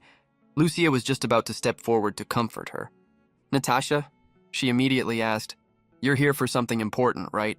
Lucia nodded upon hearing that. She said, "I'm here to take the accessories my aunt left before she passed away, to prepare for tomorrow's selection." At the same time, inside the guild hall, Evesha stared at the footage on the screen, with an excited look on her face. "Was I right? Mr. Suxuan, that's a really interesting secret, isn't it?" Suxuan nodded. His face looked grave. The footage playing on the screen was exactly the scene inside Rosalind's room. Natasha lied. That memory fragment didn't come from the white rose at all. He once tried to check Natasha's status panel, but found he couldn't sense anything from it. Looking at it now, things aren't that simple. Just as Suxuan was bowing his head in thought, Evesha suddenly wrapped her arm tightly around his. Her heart-shaped tail was also swaying gently. "Mr. Suxuan, don't you think I deserve credit for this?" She had a look of eager expectation for praise on her face. It made Suxuan feel restless immediately. "Wait, Evesha, I'm not your type." Before he could finish his sentence, little heart shapes were already flickering in Evesha's pupils. She bit her fingertip and said, "That's still far from enough. My master?" An hour later, Suxuan took off his VR glasses and exclaimed that he couldn't take it anymore. "So this is what a succubus is like." Good thing this only happened in the game. "Wait a minute. Why do I have the weakness debuff in real life too?"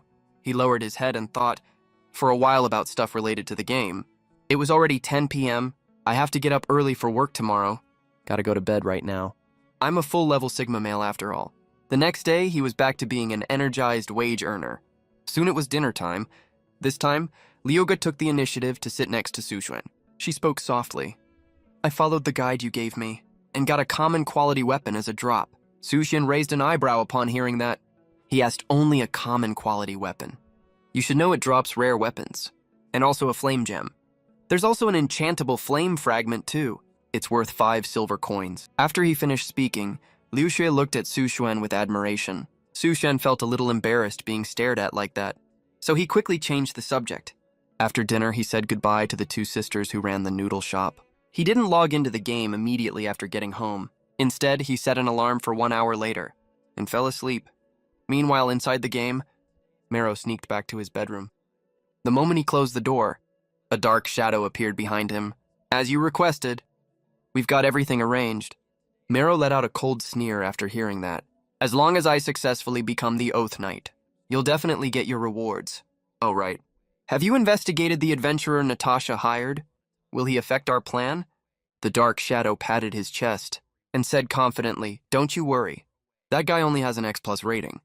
I was promoted to level 1 a month ago. I can take him down easily. Mero felt relieved after hearing that. A cold glint flashed across his sharp eyes. He said in a low voice, Lucia, don't blame your uncle for this. If you become the Oath Knight, our curse will never be lifted. When Su Xuan arrived at the guild, Yvesha was unexpectedly not there today, and there were still 20 minutes left before the agreed time. Normally, Yvesha would have arrived long ago, just as he was feeling confused. Yvesha rushed in a hurry. Mr. Su Xuan, sorry I'm late. Su Xuan smiled and handed Yvesha a glass of water. Then he said, it's okay. We still have plenty of time. Was there something going on? At the church today, Yvesha nodded upon hearing that. I don't know why. That Baron wanted to meet all the guild members. He just took a look at everyone and left. After hearing about the Baron's weird behavior, Su Xuan knew he had to go to the church today. Let's go. Let's finish the Sunset City Commission first. As light flickered around them, Su Xuan and the other two arrived at Sunset City again. After Natasha saw Su Xuan appear, she walked over to greet him with a smile. Mr. Su Xuan, you're finally here? Natasha was wearing a light brown long dress today. A sapphire necklace resting on her chest glowed dazzlingly. While admiring the nice view, he asked, are we about to leave? Then he turned to look at the night team next to him. All of them were below level 10. No exaggeration. Rosalind could take down a whole group of them by herself. After hearing Su Xuan's words, Natasha smiled and nodded. Everything is ready. We'll set off right away. We'll be counting on you then. Soon Su Xuan arrived at the venue by carriage. Just after getting off the carriage, Su Xuan was attracted by the scene in the distance. A huge rose was floating in the sky. Seeing Su Xuan's surprised look, Natasha explained with a smile, that's the White Rose, the guardian of Sunset City. It has guarded this city for countless years. Su Xuan nodded thoughtfully upon hearing that. As for the origin of the White Rose, he was a little curious about it. He couldn't help wondering if this was a hidden quest. Detected that the White Rose's soul has not activated the Thorn Core. Are you kidding me? I get exactly what I was just thinking about. The excited Su Xuan trembled slightly. Yvesha, who was pressed closely against him, glanced at Su Xuan curiously, then looked in the direction he was staring at. Is our guildmaster interested in that rose? Then under Lucia's arrangement, Su Xuan and his group sat in the spectator stand close to the arena. The venue was similar to an arena. The rose was quietly floating above the venue, emitting white magic power. That wrapped the entire duel area inside. After Su Xuan sat down, he started to look around. All the participants had already arrived. There were at least 200 to 300 people. As for their strength, they weren't as strong as he expected. The highest level in Sunset City is only level 18, and the culprit that caused all this was the shipwreck that happened 10 years ago. Natasha, who was sitting next to Su Xuan, patted him, then pointed to the middle of the venue and said Lucia will enter there later. If any emergency happens, we'll be counting on you, Mr. Su Xuan. Su Xuan responded with a simple hum and started looking for suspicious people in the crowd. They hadn't encountered any ambush so far, which made Su Xuan feel uneasy. At the same time, he became more sure of his guess. Not long after, the knights participating in the selection started entering the venue one by one, immediately drawing exclamations from all the audience. Is that Miss Lucia from the Ermine family? Rumor has it that she is the successor after Knight Rosalind, the most gifted young knight in Sunset City. The crowd cheered loudly in unison, marveling at Lucia's beauty and prowess. Just then, a low, thunderous voice sounded, "Everyone, please be quiet." As the heads of the 6 knight families stepped onto the stage, the entire Colosseum fell silent in an instant. What followed was a long and solemn declaration. Tao Tao was so bored by the tedious speech that she began to nod off. The selection ceremony for the Oath Knights officially begins now. As soon as the old knight finished his last sentence, the audience present erupted in excitement. Is it finally starting? I can't wait any longer. Amid the cheers, the 12 young knights walked toward the land where roses bloom. The moment they stepped into the venue, a layer of golden light wrapped around them. This is proof of their eligibility. Other than them, anyone who tries to enter the venue will be expelled by the magic of the roses. Su Xuan was already tense all over at this moment, his eyes fixed intently on Lucia. If any danger arises, he will immediately have Lorcelin take action. As rose petals drifted into the selection venue one after another, the 12 knights were separated one by one. Roses began to bloom, gradually condensing into phantoms of knights, launching attacks on the 12 young knights. The first test from the White Rose Sanctuary has arrived. Lucia stood rooted to the spot. took a deep breath, gripped the hilt of her sword gently, and slowly drew the golden oath sword from her waist. This golden longsword, forged from special ore, contains a trace of oath power. Attack plus 300, deals an additional 50% damage to evil units. Sugen in the stance naturally also noticed the sword in Lucia's hand, wondering when he could get one for Lorslin too. Right at this moment, Evsha detected a hint of dangerous aura.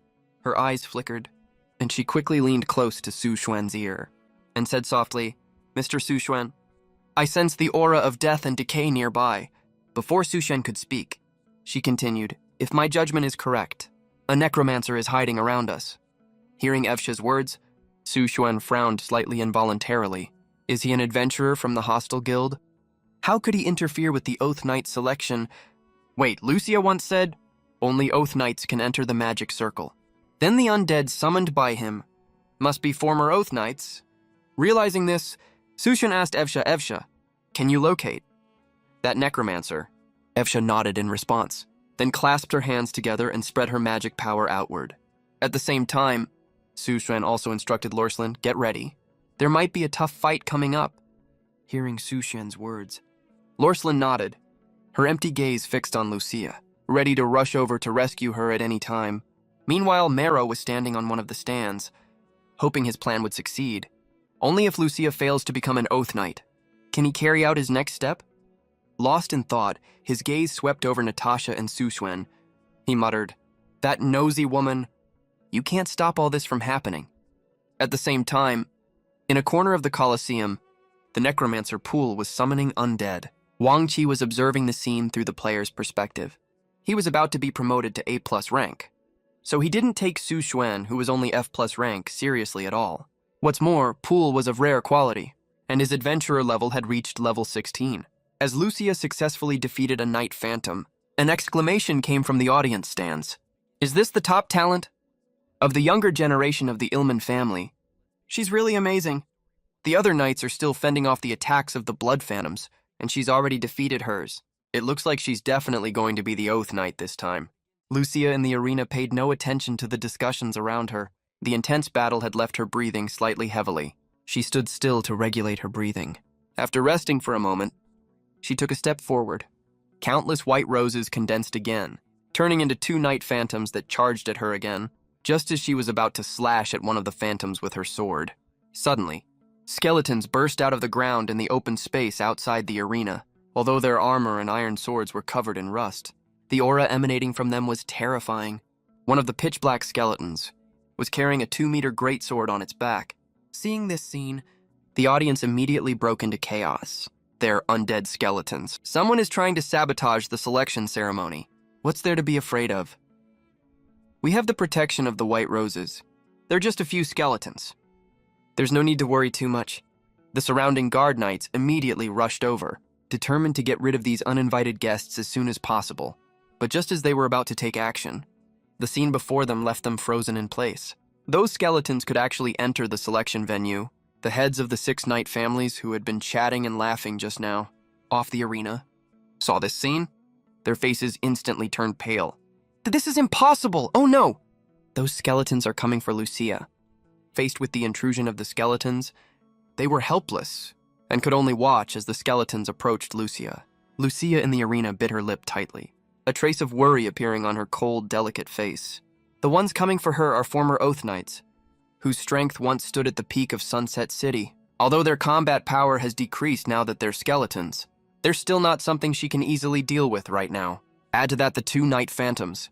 No matter how talented she is, she's still out of her depth in this situation. What should I do? Do I have to give up? But I'm so unwilling. The Oath Knight selection only happens once every 20 years. If I miss this time, I'll never get another chance for the rest of my life. A million thoughts ran through Lucia's mind in an instant. Gripping the oath sword tightly, her eyes glowed faintly. No way, even if I die, I will never give up. The family's honor will be disgraced because of this, and everything I want to protect will turn to nothing. I, Lucia, will never give up. Fight to the death, never retreat. In the blink of an eye, Lucia's fighting spirit reignited, her gaze gradually turning resolute. She gripped the oath sword tightly with both hands. Natasha, who was sitting in the stands, looked anxious. Before she could even speak, Lorslin was already like a cheetah, charging toward Lucia. Even if she has lost her memory, when the person she loves is hurt, she will follow the guidance of her heart. In an instant, Lorslyn broke through the magic circle and charged toward Lucia. She arrived at Lucia's battlefield in the blink of an eye. Seeing Lorslyn coming to her aid, Lucia was slightly stunned. This reminded her of what Natasha had said. She really is my aunt. Just as Lucia was distracted, Lorslyn's sword was already swinging down, slashing precisely at the skeleton attacking Lucia. The sharp clashing of metal exploded loudly in their ears, a terrifying sword energy instantly sweeping across the entire arena. It also blew Lorslyn's white robe completely away, her platinum armor glinting brightly in the sunlight. That armor, it's Knight Lorslyn. Everyone in the stands showed expressions of disbelief the moment Mero saw Lorslyn on the other side. He was so scared that his face turned pale. "That's impossible, that lord clearly said." His voice trembled slightly, his fingers gripping the guardrail tightly, trying to calm himself down this way. Lorslyn's appearance was like a sharp sword hanging over his head. Compared to Mero's anger and fear, Lucia's emotions were very complicated at the moment. There was shock, joy, and confusion. After taking down one skeleton knight, Lorslyn rushed toward the nearest one without hesitation. The silver moon sword in her hand slashed at its cervical spine like lightning, severing the skeleton knight's cervical spine instantly. With a crisp cracking sound, the skeleton body was blown to pieces in an instant, killed instantly with a single sword strike. The death of the skeleton knight made Poor's soul feel as if it was being torn apart, so she roared furiously and gave orders. "Come with me and attack." Right after that, 6 skeleton knights charged at Rosalind at the same time, facing the menacing skeleton knights. Lothia wanted to help, but Rosalind raised her hand and made a gesture, signaling Lothia to hurry and finish the selection. During this delay, the other knights had already completed the first round of trials. If they delayed any longer, Lothia would lose the qualification to become a packed knight. Seeing this, Lothia nodded, charged at the Rose Knight Phantom without hesitation. After Lothia left, Rosalind turned her gaze to the skeleton knights. She took a sword stance, calmly facing the upcoming battle. In the blink of an eye, 2 skeleton knights were already in front of her. They raised their iron swords high, about to strike down. Facing the attack, Rosalind swung her sword quickly, then launched a counterattack. Amidst the flickering sword lights, dozens of sword marks were left. The 2 skeleton knights were forced to retreat again and again. Suddenly, white light burst out from Rosalind's left hand, shot straight at one of the skeleton knights. The hit skeleton knight was instantly crushed into powder. Just as she was about to attack the second skeleton knight, a 2-meter giant sword fell from the sky. Coming straight for her, Rosalind quickly took a step back. Dodging this crisis, after steadying herself, she immediately looked to the right. It was the skeleton knight with pitch-black bones. Its stats were slightly higher than Rosalind's. He was also a legendary pack knight from 100 years ago. In a flash, the two clashed. The sound of clashing energy echoed. Flashing blades and bursting magic made the battle look extremely magnificent. The audience in the stands was completely stunned. "That's so cool. She must be Rosalind. I'm sure of it. That familiar platinum armor and undefeatable strength." Seeing this scene, Natasha also cried tears of excitement. She said excitedly, "It really is Rosalind. Mr. Sushuan, you are so bad." Sushuan was completely confused hearing this. What is she talking about? How am I bad? At the same time, Ivsha also brought good news. "Mr. Sushuan, I found that necromancer." Hearing this, a hint of joy flashed in Sushuan's eyes. "We finally found the culprit." Following the direction Ivsha pointed, a man in a black robe was sitting quietly in the stands, using the surrounding crowd as cover, casting spells recklessly. "Ivsha, can you take care of that guy?" Hearing this, Ivsha nodded. She said, "Yes, but I need a little time." Although Ivsha's level was far lower than the necromancers, necromancers are mainly good at controlling the undead. Their own combat power is not outstanding. Besides, Ivsha is a nun by class. Her holy light attribute counters the undead attribute. After receiving Sushuan's order to leave no survivors, Ivsha immediately started making preparations. In this commissioned mission, Rosalind undoubtedly played the most important role. With her superb sword skills, under the siege of 5 skeleton knights, she still held her own. Just as the two sides were in a stalemate, a shout suddenly came from behind Rosalind, "Catch the sword!" Right after, a golden longsword was thrown towards her. Rosalind caught the sword quickly. She looked back. It turned out Lothia had successfully passed the trial. This sword used to be Rosalind's personal sword, and now it was back in its master's hands. Just as Rosalind was feeling the power contained in the sword, 2 skeleton knights had already pounced towards her. Lothia was just about to speak to warn her. The next second, a white light flashed. The 2 skeleton knights were reduced to a pile of bones on the ground. So strong. Lothia had never thought that the same weapon, in different people's hands, could have such drastically different effects. Then Lothia came back to her senses, ran towards the white rose petals. Next, she would face the final trial of character. Passing it would make her a pack knight of this year's cohort. Wang Qi, the guild leader, saw this scene. Panicked immediately. Damn it, Puer, hurry! Stop her! Even though Wang Qi was sitting inside the guild at this moment, Puer could feel his anxiety. If Lothia becomes a packed knight, Wang Qi's commissioned mission will fail. Of course, Puer wanted to stop her too, but he couldn't do it. That white-robed knight is way too strong. She alone blocked all the undead. And now, to ensure the mission proceeds, Puer had no choice but to use necromancy. At the cost of a part of his own soul, to boost the combat power of the undead, Puer spat out a mouthful of blood. The pitch-black skeleton knight's all stats were temporarily increased by 50 points. The boosted skeleton knight immediately raised its giant sword, launched a fierce attack on Rosalind, but Rosalind, who was holding the packed sword, was completely different from before. She poured magic power into the packed sword. Golden light filled the entire arena. Then Rosalind swung the packed sword quickly. A golden sword beam slashed fiercely towards the pitch-black skeleton knight. It was so fast that the skeleton knight didn't have time to react, before being swallowed by the golden light wave. When the golden light faded, only a pile of black ashes remained. This is impossible. Puer took a step back in disbelief.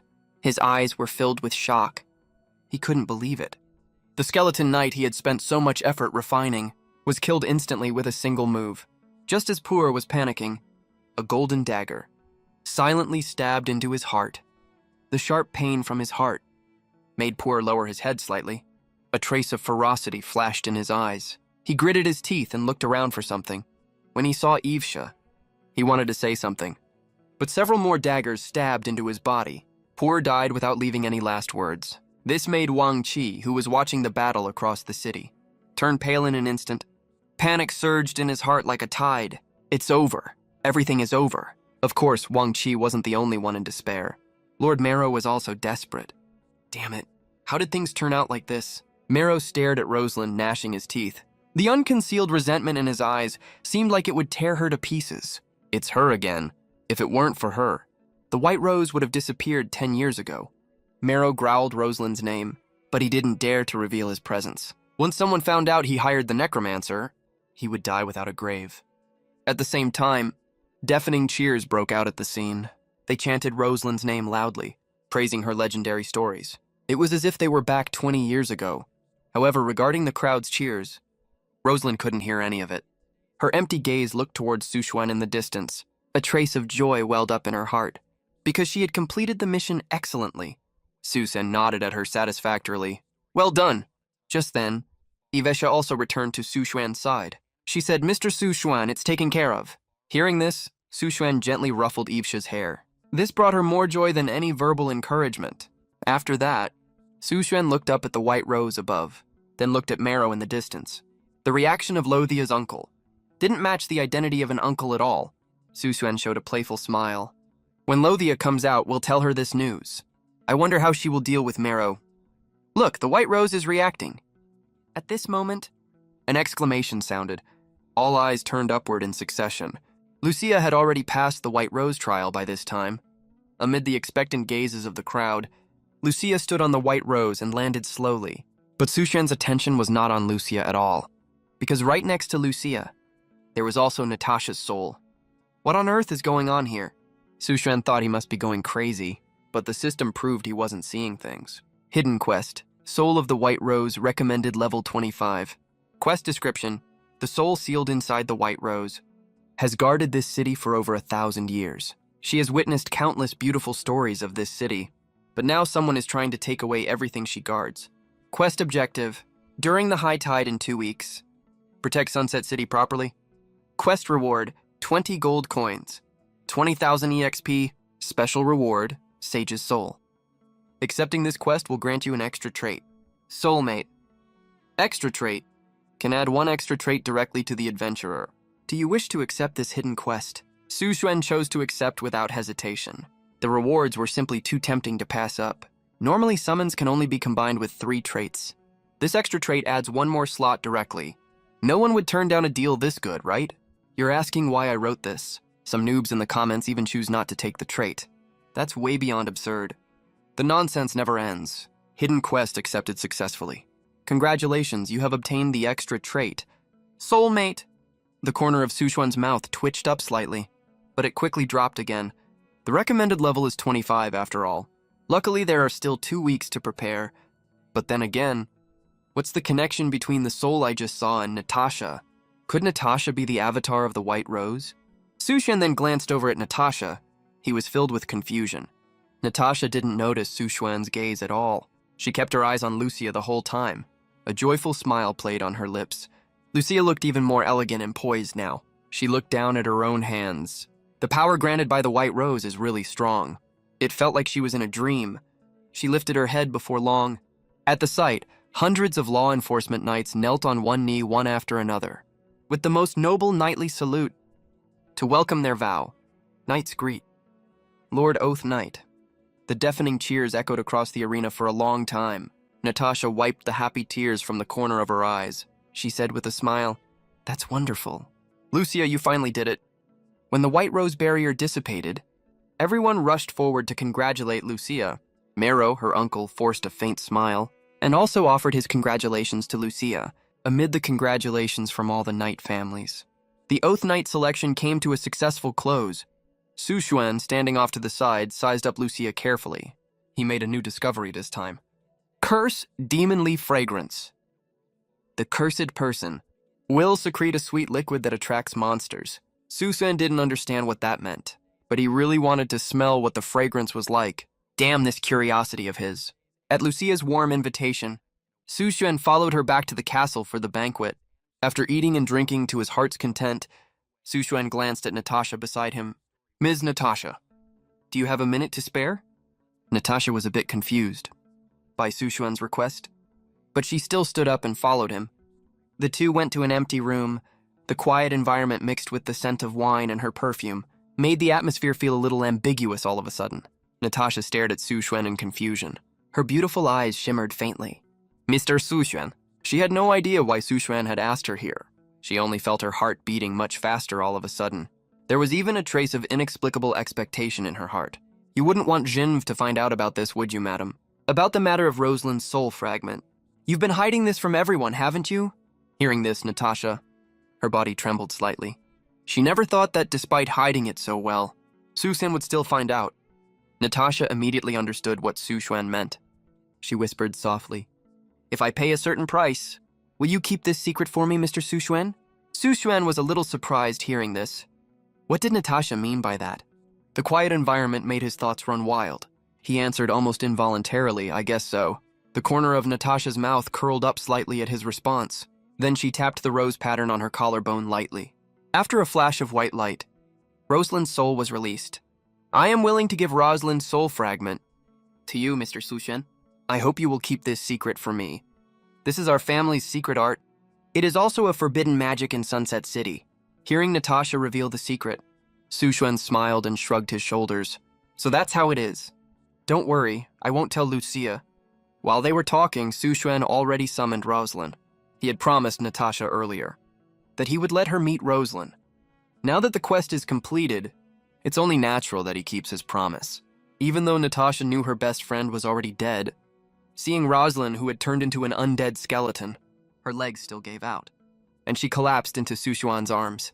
With no other choice, Su Xuan could only hold Natasha with one arm and merge the soul fragment into Rosalind's body with the other. Congratulations, you have found a memory fragment for Rosalind. Rosalind's affection, 20. All attributes, +20. Her memories are gradually recovering. Her soul is returning. After collecting all 4 soul fragments, Rosalind will gain a brand new trait. Su Xuan fell into thought after reading the notifications. After turning in the quest, he can get another memory fragment. That means only 2 more soul fragments are left to collect. As Rosalind's memories recover, Her ability to speak is also recovering. She knelt on one knee in front of Su Xuan and said, "Thank you for your help." Guildmaster. Seeing this, Su Xuan hurriedly helped Rosalind up. Natasha, who was standing beside them, was a little excited. She held Rosalind's hand and refused to let go for a long time. The two best friends, who hadn't seen each other for 10 years, were reunited after a long separation. They had a lot to catch up on, but since Rosalind's memories hadn't fully recovered, her speech kept pausing now and then. As their conversation went deeper, Su Xuan learned more about Natasha's identity. She is the Marchioness of the family that guards the White Rose. Even though the Oath Knight is the guardian now, Natasha is still the person closest to the White Rose. That explains why the soul inside the White Rose looks exactly like Natasha. She will definitely play an important role in the quest. As for how the plot will develop, Su Xuan will have to find out gradually, since Rosalind's soul was not complete. Their conversation didn't last long. After watching Rosalind go silent, right after finishing a sentence, Natasha couldn't help but laugh out loud. She never thought that the once glorious Rosalind would end up like this. Natasha then looked at Su Xuan and said, "From now on, I'll leave Rosalind in your care, Mr. Su Xuan." Faced with Natasha's request, Su Xuan nodded. "Don't worry, I'll take good care of her. She's an indispensable partner to me." Natasha smiled softly at his words. She said, "You are such a trustworthy man. I hope we can have more in-depth exchanges in the future." Of course, Su Xuan also loved communicating with others. After replying that they definitely would next time, he stood up and returned to the guild. "Congratulations, you have completed the quest. Silver coins plus 10, XP plus 1,000, memory fragment plus 1. You have obtained 1 free trait refresh chance." After Su Xuan smiled and handed 4 silver coins to Evsha, he originally planned to let Rosalind absorb the new memory fragment, but was told it requires a 12-hour cooldown period, so he had to give up for the time being. "Mr. Su Xuan, I'm heading back first. Don't forget we're going to the church together tomorrow, okay?" Evsha was worried that Su Xuan would forget. After giving this special reminder, she stepped into the teleportation array and returned to the church. In her heart, the church is her home. Bringing Su Xuan back with her is something of special significance to her. Amid the flash of white light, she was already back at the church. But no sooner had she walked into the church than an old nun suddenly stopped her. "Sister Kelly, is something wrong?" Evsha turned around confusedly and saw the other party handing her a pendant. "The church will hold a holy light baptism tomorrow. Though you are already immune to the effect of holy light on succubi, just to be on the safe side, you'd better take this with you. The town hasn't been very peaceful lately." The next day, Su Xuan was sitting in the classroom, but his mind was completely filled with game stuff. As he was lost in thought, Liu Xue came over and sat down next to him. "Classmate Su Xuan, I recruited a rare quality flower fairy. She has no combat ability at all, but she can increase quest rewards and luck by 20%. Someone offered 20,000 to buy her. Do you think I should sell her?" A flicker of surprise crossed Su Xuan's eyes when he heard that. There's actually an adventurer like this. So he immediately said, "Don't sell her. Her ability is extremely good. Her effect might not be obvious at this stage, but it'll be more and more overpowered as time goes on.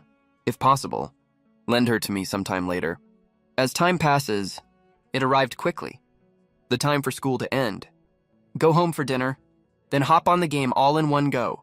In the blink of an eye, Su Xuan arrived in the game world. Rosaline was still focused on putting the puzzle together, but because she had absorbed the memory fragments, the progress was obviously much faster. Half of it was already finished.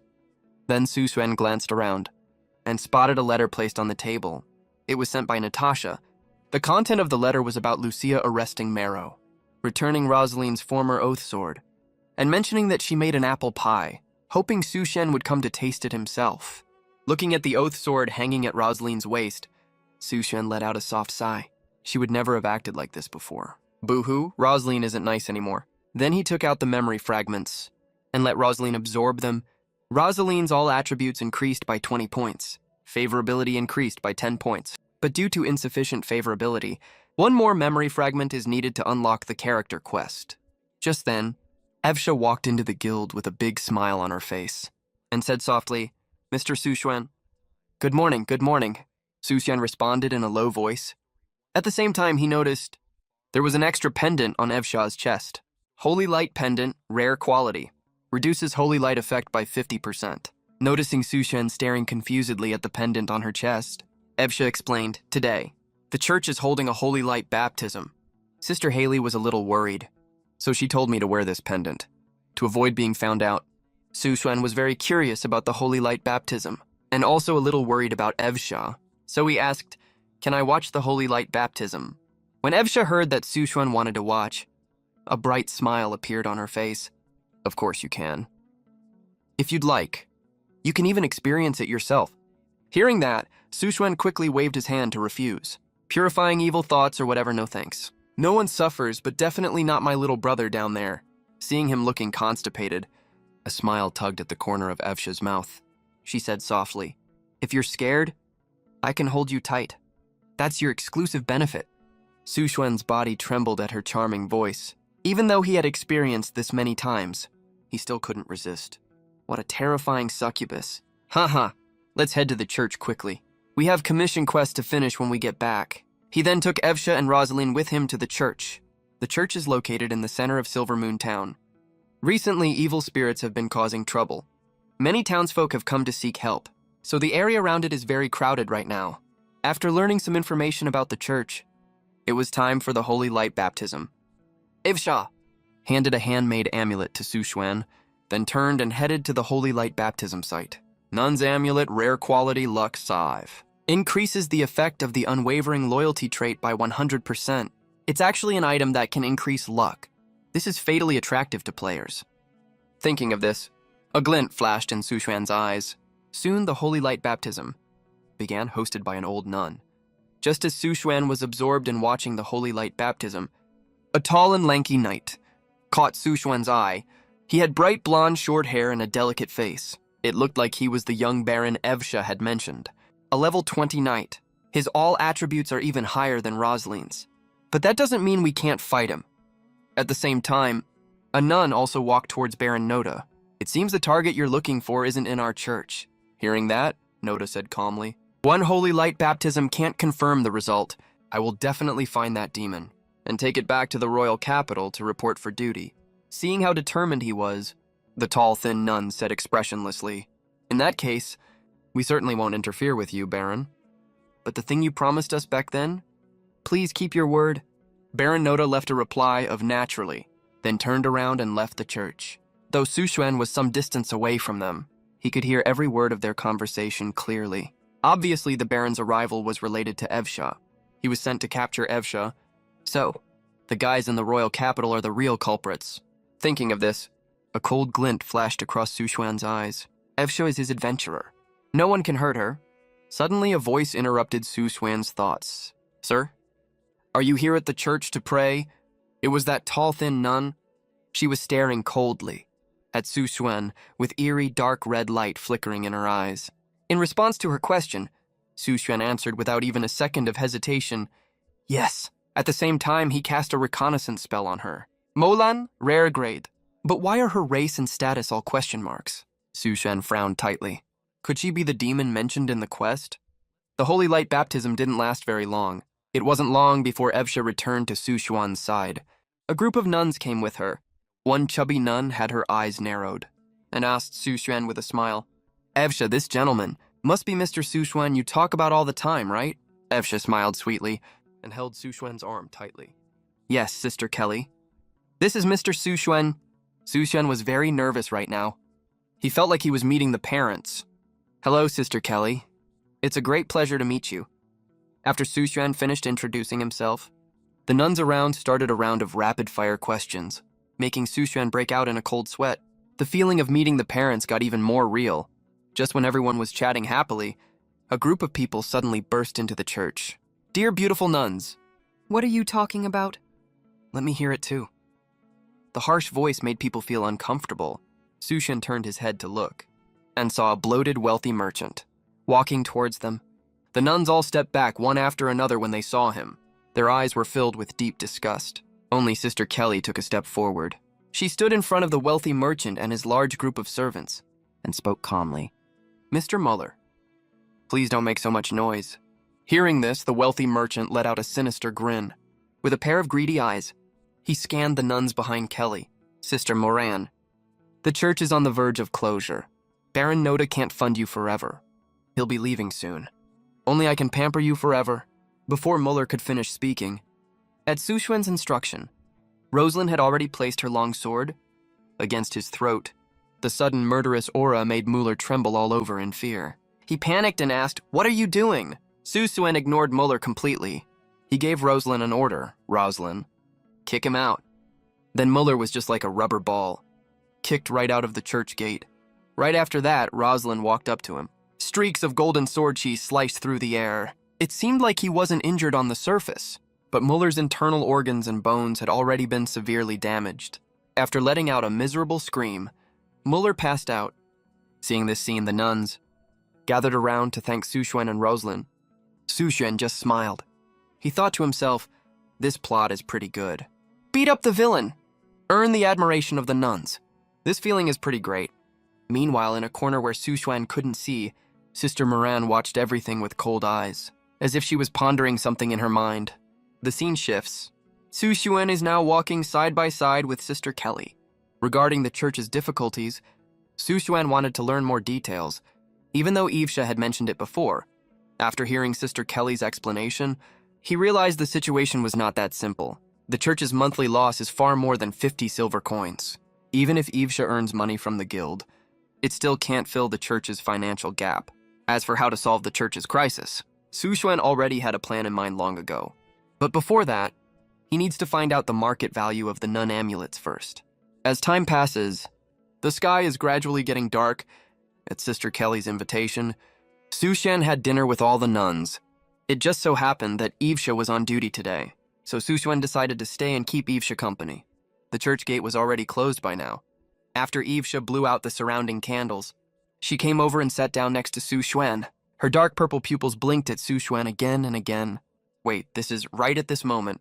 A nun's shout came from somewhere. "Evesha, Kelly, the nun is calling for you." Evesha, who hadn't had enough for dinner, had to hide her food disappointedly. She swayed her hips as she walked towards the side door. The moment Evesha's figure disappeared, Su Xuan suddenly noticed an extra woman in the church. Her appearance was actually somewhat similar to Evesha's, ID's mythic grade. Other than that, the system interface was full of question marks. Seeing this, Su Xuan's pupils constricted sharply. A mythic quality succubus. Who on earth is she? Why is she here? What kind of relationship does she have with Evesha? The tense atmosphere seemed to freeze the air. For a moment, Su Xuan didn't even dare to speak, afraid of triggering some weird plotline. Ides was sitting upright not far away in a red dress. Her wine-red long hair was as smooth as silk. If you put a nun's habit on her, Su Xuan would think Evesha had never left at all. After a long silence, Su Xuan was just about to speak, when he found that the whole world seemed to be frozen. All his senses had come to a standstill. Only Ides stood up slowly and walked towards him. Before he knew it, she was already standing in front of Su Xuan. Then a cold, elegant voice drifted over slowly. "Am I that good-looking?" Su Xuan rubbed his nose awkwardly. He didn't expect her first sentence to be this.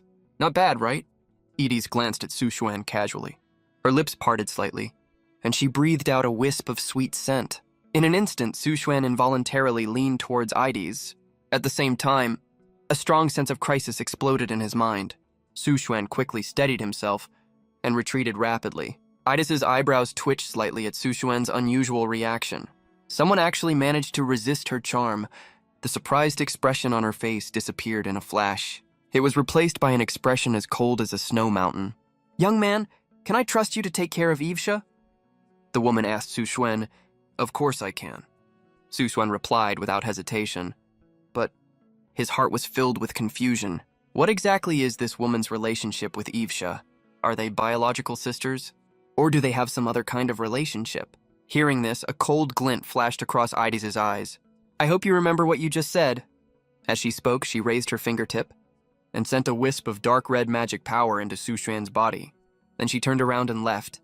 "Congratulations, you have obtained a wisp of pure abyssal magic. Your body has undergone slight changes." Su Xuan's eyes flickered when he saw this notification. Is this a blessing or an inheritance? While he was thinking, Ides' figure had already disappeared into the night. "Wait, who are you really?" Su Xuan shouted at the woman hurriedly. The only response he got was the endless moonlight.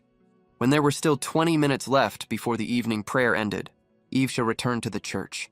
Starving, she took out the food she had hidden and started eating impatiently. On the church roof, Ides watched everything with a cold expression, even with the wall blocking her view. Just then, a nun appeared behind Ides. It was none other than Sister Moran. "Is everything ready?"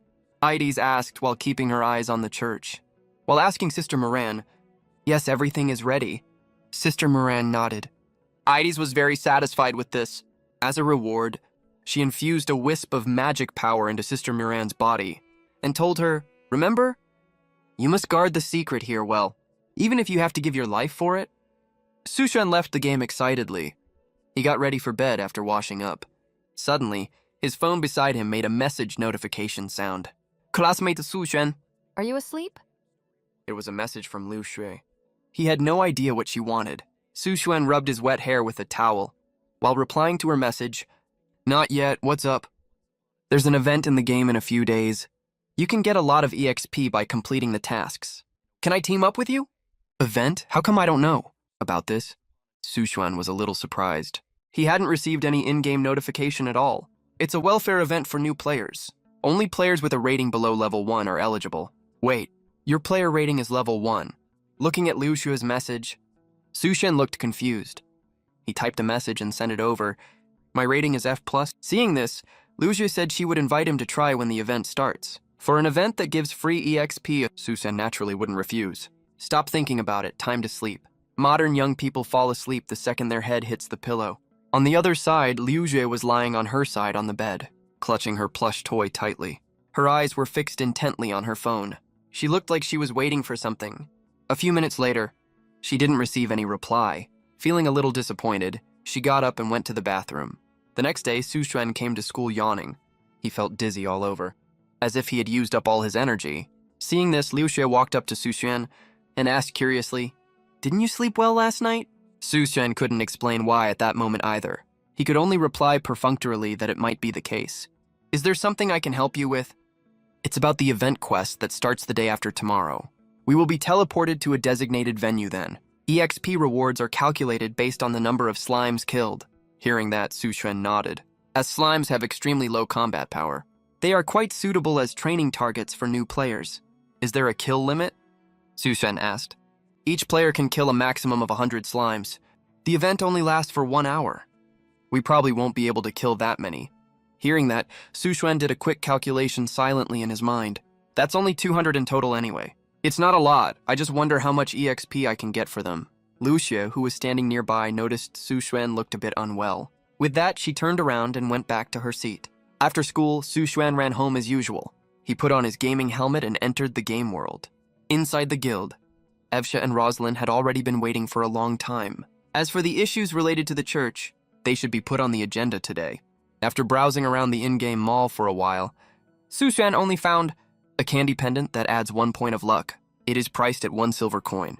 For the nun's amulet that adds 5 points of luck. This pendant has no reference value at all, but given the feature that luck stats cannot be stacked, Su Xuan estimated its value to be at least 30 silver coins. Just as Su Xuan was lost in thought, Evsha, who was enjoying her breakfast, suddenly leaned over. "My master, have you ever tried the charm-steamed buns made by others?" At this question, Su Xuan opened his mouth, not knowing how to respond. After all, he had never eaten any before. A clear conscience fears no shadow. When Evsha was full and satisfied, today's commissioned quests officially started. Commissioned Quest 4, Slay Water Spirits. Commissioned Quest, Slay the Water Fairy. Evsha Roslin, it's time for us to set off to complete the quests. At Su Xuan's order, the three stepped onto the teleport array and arrived at the quest location. The quest location was next to a lake, but the surrounding area was all yellow sand. What a weird quest location, Su Xuan mumbled to himself in a low voice. The quest environment was far more peculiar than he had imagined. Evsha, who was standing nearby, pointed at the water spirits on the lake and spoke to Su Xuan. "Mr. Su Xuan, the water spirits here seem to be much more violent." Of course, Su Xuan had also noticed this anomaly. The normally gentle water spirits now looked as if they had contracted rabies. They were wandering around looking for targets to attack. Could this be caused by the water fairy?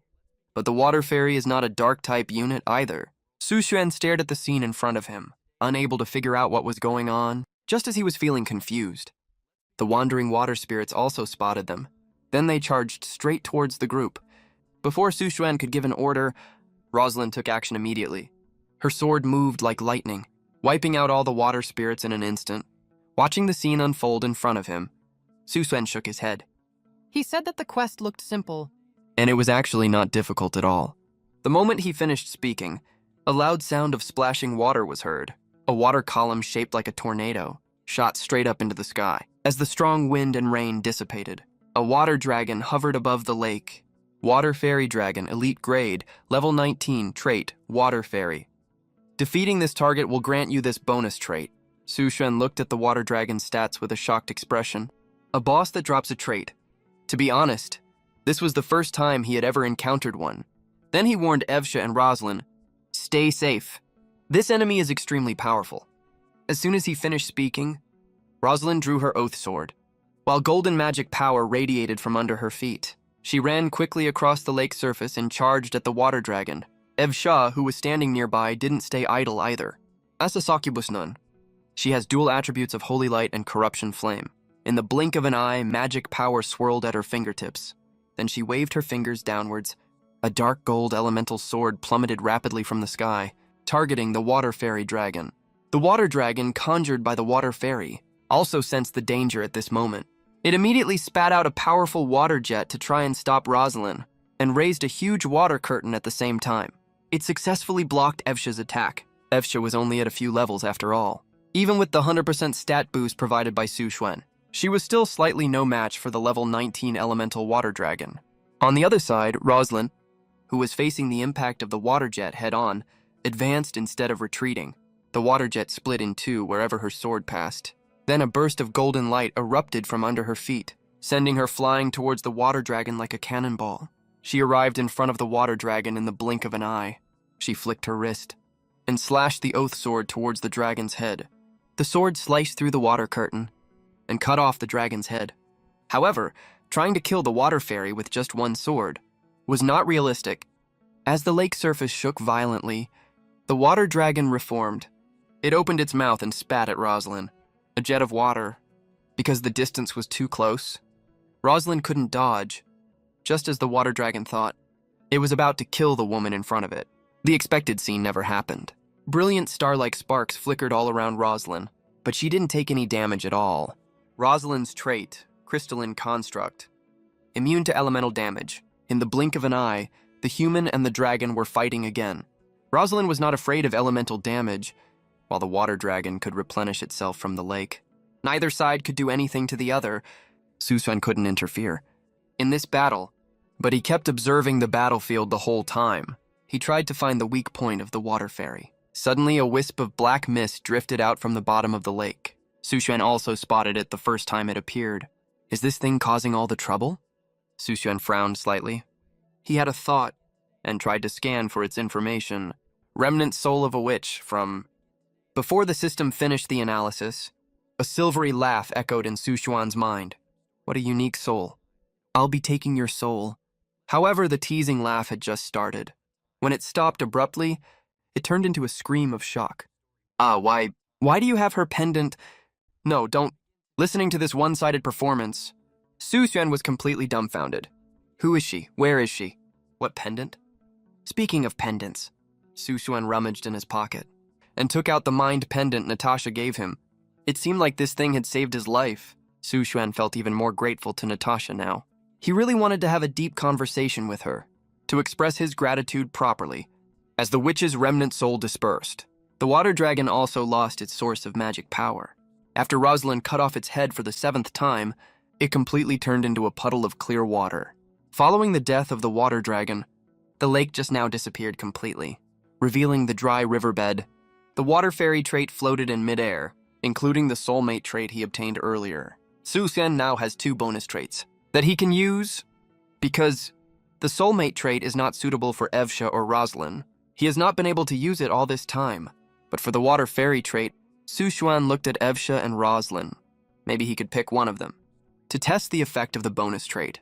Suddenly, Evsha nearby sensed a trace of magic power. She pointed at a rock next to her.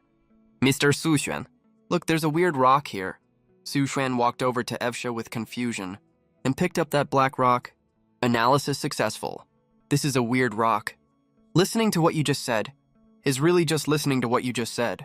Suxuan complained about the system while picking up the rock, even though I have no idea what's special about this stone. But the system even added a weird prefix to it. Let's just pick it up first. A white light flashes. Suxuan and the other two return to the guild. After submitting the quest, the EXP in the experience pool reaches 2,300 points. It looks like a lot, but it's only enough for Rosaline to level up once. We're really short on EXP. Suxuan lets out a soft sigh and pours all the EXP into Evesha. Your adventurer Evesha has reached level 8. The infusion of energy fills Evesha with joy, and she hugs Suxuan happily. Thank you for your kindness, Mr. Suxuan. Right after that, Suxuan applies the water fairy trait to Rosaline. You're wondering why I didn't give it to Evesha. Come on, think about it. Why would a nun need water-related traits? New trait water fairy has been added to Rosaline. A half-life spirit created from soul elements. Rosaline doesn't change much after the trait is added, except for a tiny water elemental snake on her shoulder. The little snake even has a pair of tiny wings. Let's go. While it's still early, let's head to the church again. The scene cuts. Suxuan arrives at the church again. The reason for his visit this time is to ask about the production volume of the nun amulets. After asking around, he finds out only about 20 nun amulets are produced each month. When Sister Kelly learns that Suxuan is willing to help sell the amulets, she is a little surprised. The nun amulets sell for 5 silver coins locally, but the material cost alone is as high as 4 silver coins. Plus, they are not a necessity for the local townspeople. But as the guild master of the Otherworld Guild, Suxuan can sell them to people outside the town. Of course, Sister Kelly has no idea about this, but she doesn't reject Suxuan's proposal and directly hands all the nun amulets over to him. Suxuan knows perfectly well that Sister Kelly's unconditional trust in him is largely because of Evesha. To repay Sister Kelly for her trust, Suxuan decides to purchase a group prayer service by 50 young nuns. This move instantly wins him a huge crowd of young nun fans. The nuns all express their gratitude to him and immediately start preparing for the prayer service. Look at it another way. Suxuan isn't losing out at all anyway, because the nuns' prayer can grant players attribute boosts, while the other nuns are busy making preparations. Evesha quietly links her arm with Suxuan's. You are so generous, Mr. Suxuan. I can't express how grateful I am. I guess I'll have to repay you with myself. Suxuan laughs awkwardly and turns his head away shyly. He thinks to himself that Evesha is getting bolder and bolder. Just then, little nun Emily runs over and hands Suxuan a doll. This is for you. Seeing the surprised look on Suxuan's face, Emily squints happily and says to thank you for helping the church. This is my favorite doll. Please be sure to take it. Suxuan is about to politely decline the gift. A gentleman doesn't take what others cherish after all. Plus, he's way too old to play with dolls. The words of refusal are just on the tip of his tongue when they die in his throat, because the system notification pops up, rare trait, spirit doll. When combined with other traits, you are guaranteed to recruit an epic quality adventurer. Trigger condition, Emily's doll. So Suxuan takes the gift from Emily with a smile. I love this gift. Thank you, Emily. You're welcome. You're such a nice guy, big brother. After giving the gift, the little nun runs off in a hurry to get ready for the upcoming prayer ceremony. Mr. Suxuan, you're really popular, aren't you? That's Emily's most beloved doll, you know? Evesha says with a soft smile beside him. Is that so? Suxuan smiles faintly and glances at the doll in his hand. It has cute pink twin ponytails. Paired with a sweet Lolita dress, it's no wonder little girls love it so much. But he is filled with curiosity. Emily is just an ordinary little nun. How did she get something like this? Maybe she just happened to find it. With that thought, Suxuan puts the doll into his inventory. What he doesn't notice, though, is the moment the doll is put into the inventory, a mysterious smile appears on its face. Soon, the group prayer is all set. Led by a nun, Suxuan arrives at a basement. When passing by a long-sealed room, Suxuan curiously asks Evesha what the room is for. Evesha ponders for a moment and replies, "That's the confessional, but it was sealed off decades ago." Suxuan raises an eyebrow at that. Some weird plot ideas pop up in his head. Then he speaks up. What if we build a prayer room in the guild? What do you think? That would be amazing. If you really do that, Mr. Suxuan, I would be extremely grateful. The group then heads to the underground prayer room. Accompanied by the hymns of the 50 nuns, Suxuan accepts their blessing calmly. You have received the nun's blessing, all attributes +10. Luck +1. Lusplausi. Curse removal +1. Spiritual enlightenment +1. Spiritual enlightenment. Your mind has received enlightenment from a sage. What the hell is a sage?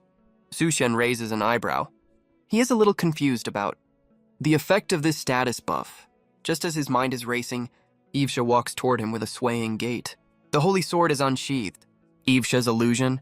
1 hour later, the nun's prayer finally ends. Right at this moment, the system notification pops up again. Spiritual enlightenment triggered your adventurer. Yvesha has received your enlightenment and learned a high-level magic, Fallen Radiance. Sushuan's face lights up with joy when he sees this, and then leaves the prayer room in high spirits. Of course, the cost is 20 silver coins deducted from his assets. Back at the church, Sushuan spots a familiar figure. Baron Noda is standing in the corner right now, scanning the church like a hawk, while Sushuan is observing him. He also notices Sushuan, and immediately walks towards Sushuan. Excuse me, sir? You look unfamiliar. Did you just come to Silvermoon Town recently? As Yvesha's guildmaster, Sushuan has no intention of being nice to an enemy, and asks calmly in return, is there something you need? Nothing much. Just a reminder, Silvermoon Town is not very safe these days. There is a hint of warning in Noda's tone, and he is also testing Sushuan's reaction. Got it, I'll be careful. Sushuan smiles faintly, and says nothing more. Noda doesn't say anything else either. After giving Rosaline a confused look, he turns around and leaves.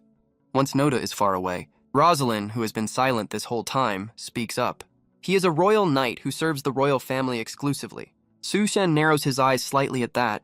Could it be that the royal family of the Star Kingdom wants to capture Yvesha?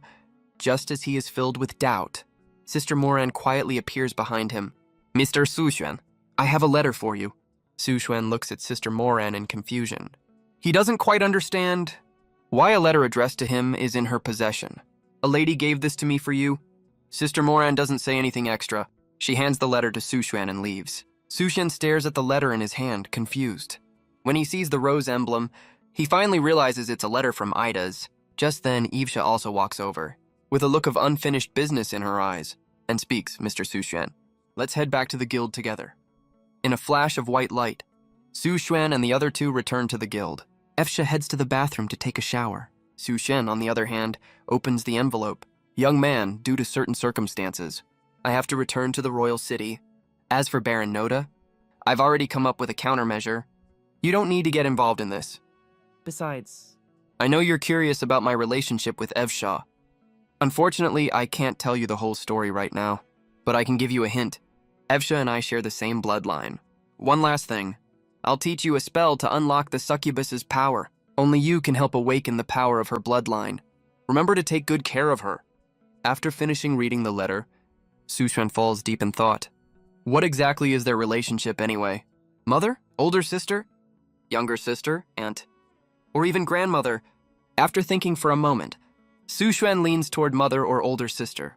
As for awakening Yvesha's bloodline power, as a decisive and pragmatic person, Sushen decides to do it right away, to avoid any unexpected problems later. Just then, Yvesha's voice comes from behind him. Mr. Sushen, it's time for the dinner prayer. Wait, Yvesha? I just learned a new spell. Watch carefully. Under Yvesha's expectant gaze, Sushen starts casting the spell. First like this, then like this, and finally like this. The moment Sushen finishes the final spell gesture, pink light fills the entire guild. Then a magic rune lights up on Yvesha's back. Yvesha's whole body is now tinted a cherry red. Her aura also changes completely at this moment. The heart shapes in her pupils flash more frequently. Yvesha's bloodline has been successfully awakened. At the same time, inside a manor in Silvermoon Town, Mole is lying in a wooden barrel filled with liquid. His face is twisted in agony. His skin has an unnatural red tint. That damned night. Mole roars furiously. Just then, a servant's voice comes from outside the door. Lord Mole, the priest is here. When Mole hears that the priest has arrived, an excited smile immediately spreads across his face. Let him in. With a click, the door is pushed open. A man in a priest's robe walks into the room. How do you feel? This is a holy water bath from the church after all, the priest asks with a smile. Hearing this, Mole excitedly raises his arm. Veins pop all over his thick arm. This is amazing. I feel like I can take down a cow right now. Of course you do. bathing in holy water, grants you strength beyond ordinary people. After this soak, you'll become even stronger. Hearing the priest's words, Mole's eyes light up even more with excitement. I can't wait. Don't worry about the church's funding. I'll definitely give you what you need. After getting the answer he wanted, the priest leaves the manor with a big smile on his face. But after he leaves, Mole's face immediately darkens. He then heads to a secret chamber. Inside the dim secret chamber, a little demon is chained up in the corner. Having absorbed so much sacrificed blood energy, your strength should be almost fully restored by now, right? Mole stares at the little demon and sneers. Now go kill all those people who are in my way. All of them deserve to die. With that, he pulls out a silver bell and starts shaking it gently. But he doesn't notice a tall, thin nun is secretly watching everything unfold. She says coldly, "Fool. Your adventurer Evsha has successfully unlocked the first layer of magic runes. All attributes, spell power increased by 30%. When Su Xuan sees the notification, a relieved smile appears on his face. My efforts really paid off. With that, he logs out of the game. His nerves, which had been taut for hours, finally relaxed. He fell asleep as soon as his head hit the pillow. The next day, Su Xuan still feels physically and mentally exhausted when he wakes up. The after effect from Evsha's awakening is way too strong for him. This is far more than just a lack of sleep. It feels like his body has been completely drained to its limit. After washing up quickly, Su Xuan slings his backpack over his shoulder and heads to school. He's so tired that he just slumps on his desk to rest his eyes. But all he can think about is Evsha's charming figure from last night.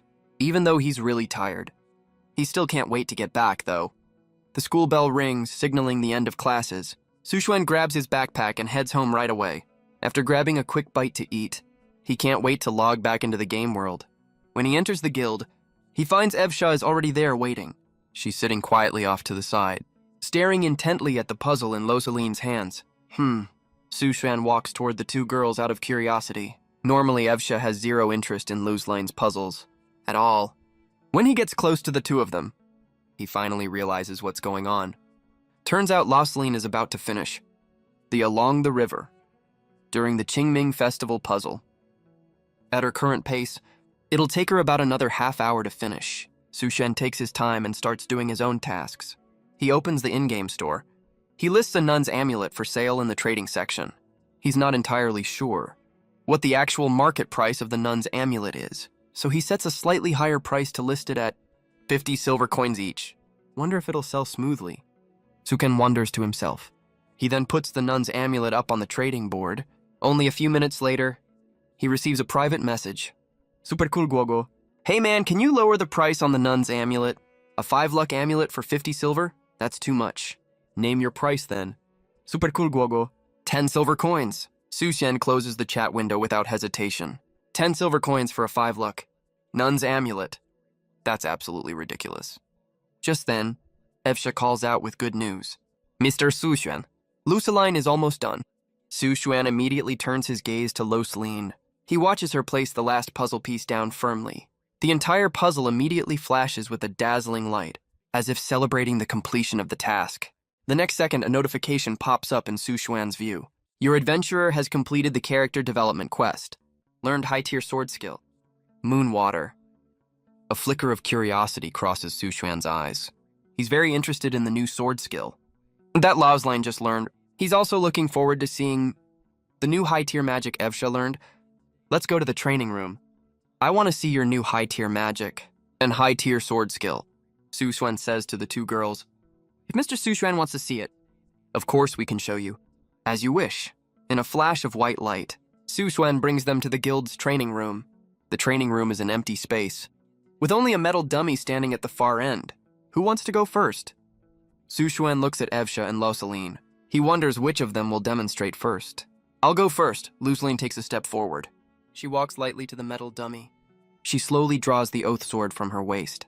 So, even though skeletons don't breathe, Su Xuan can still see faint traces of fluorescent light trickling from the corner of Losaline's mouth. Moonwater! Losaline shouts. A crescent moon quietly appears behind her back. Right after that, the oath sword in her hand moves like flowing water, sweeping down in a fluid motion, cut through the air, and slashed at the armored metal dummy straight ahead.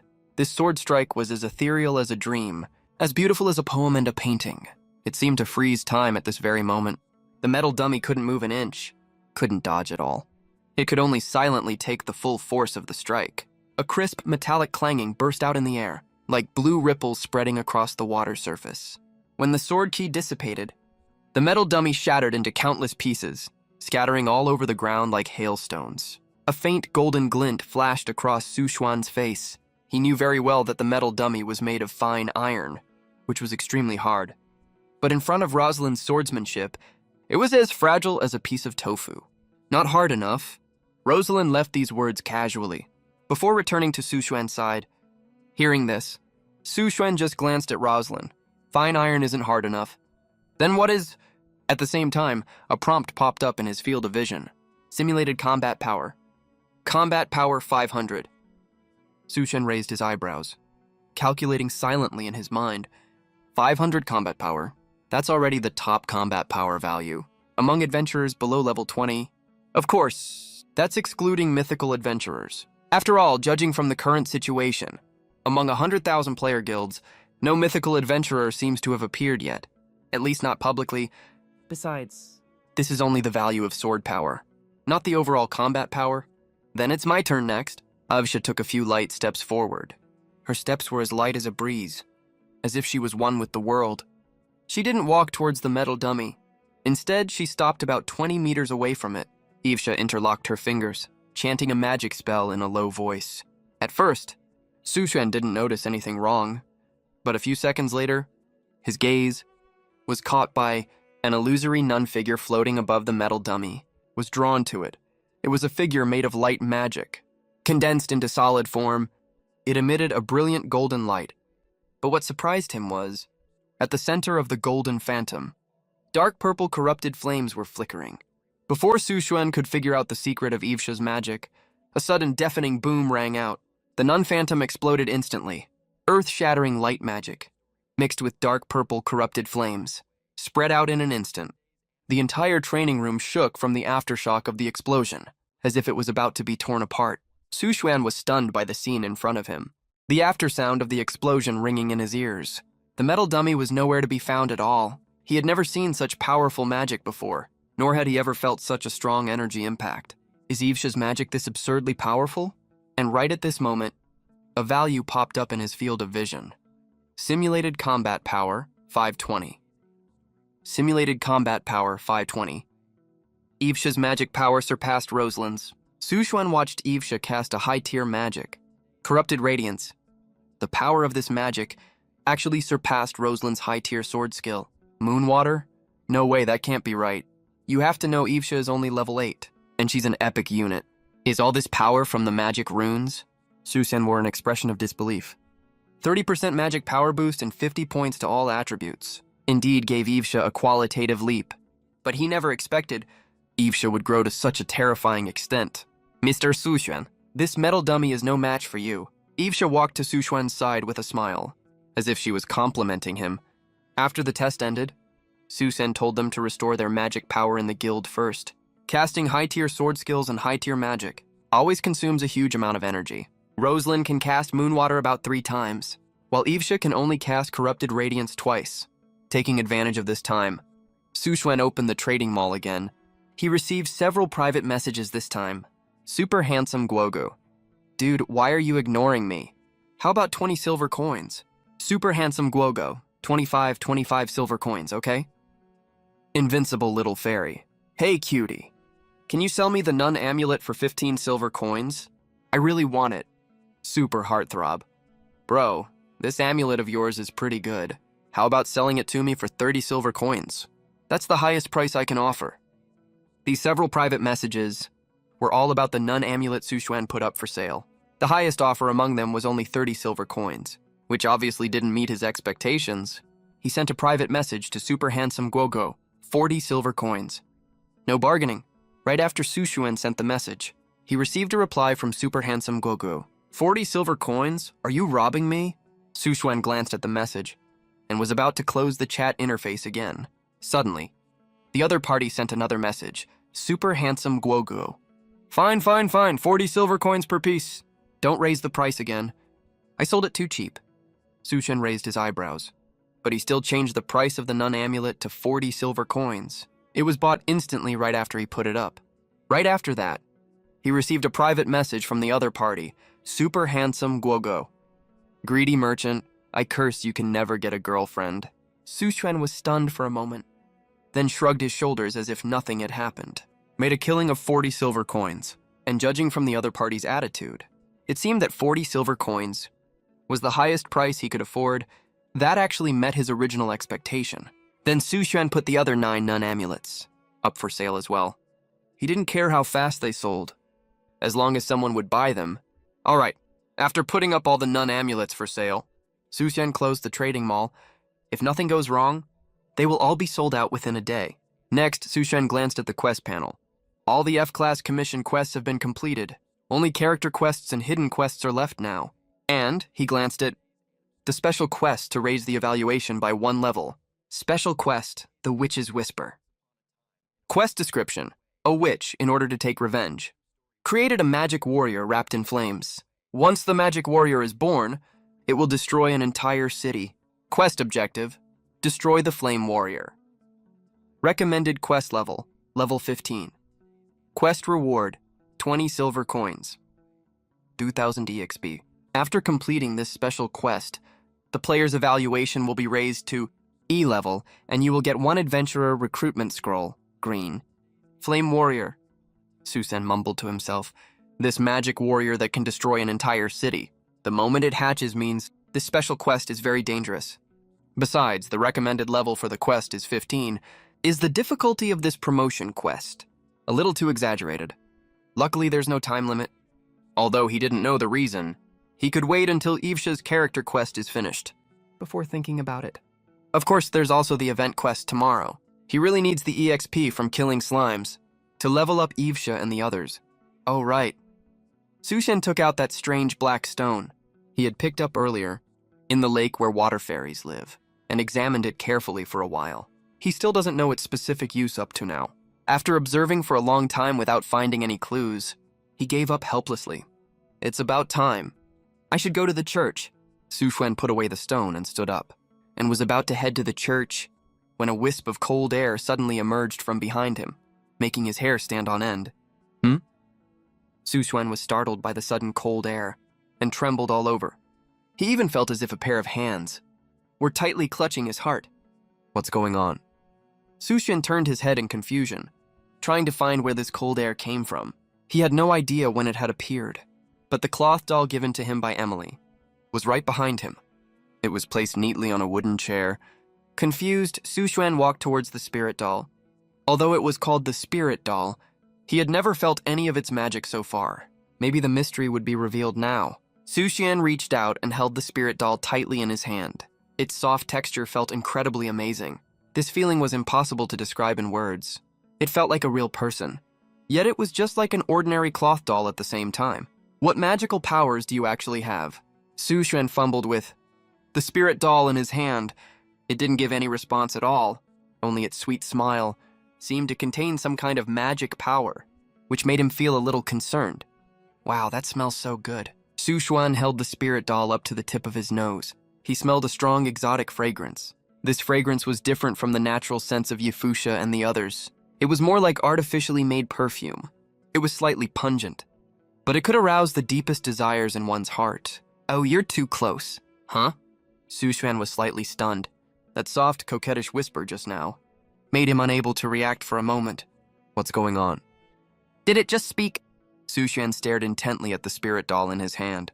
It definitely spoke just now, right? Wait, did you just speak? Su Xuan asked the spirit doll to confirm, but he got no response.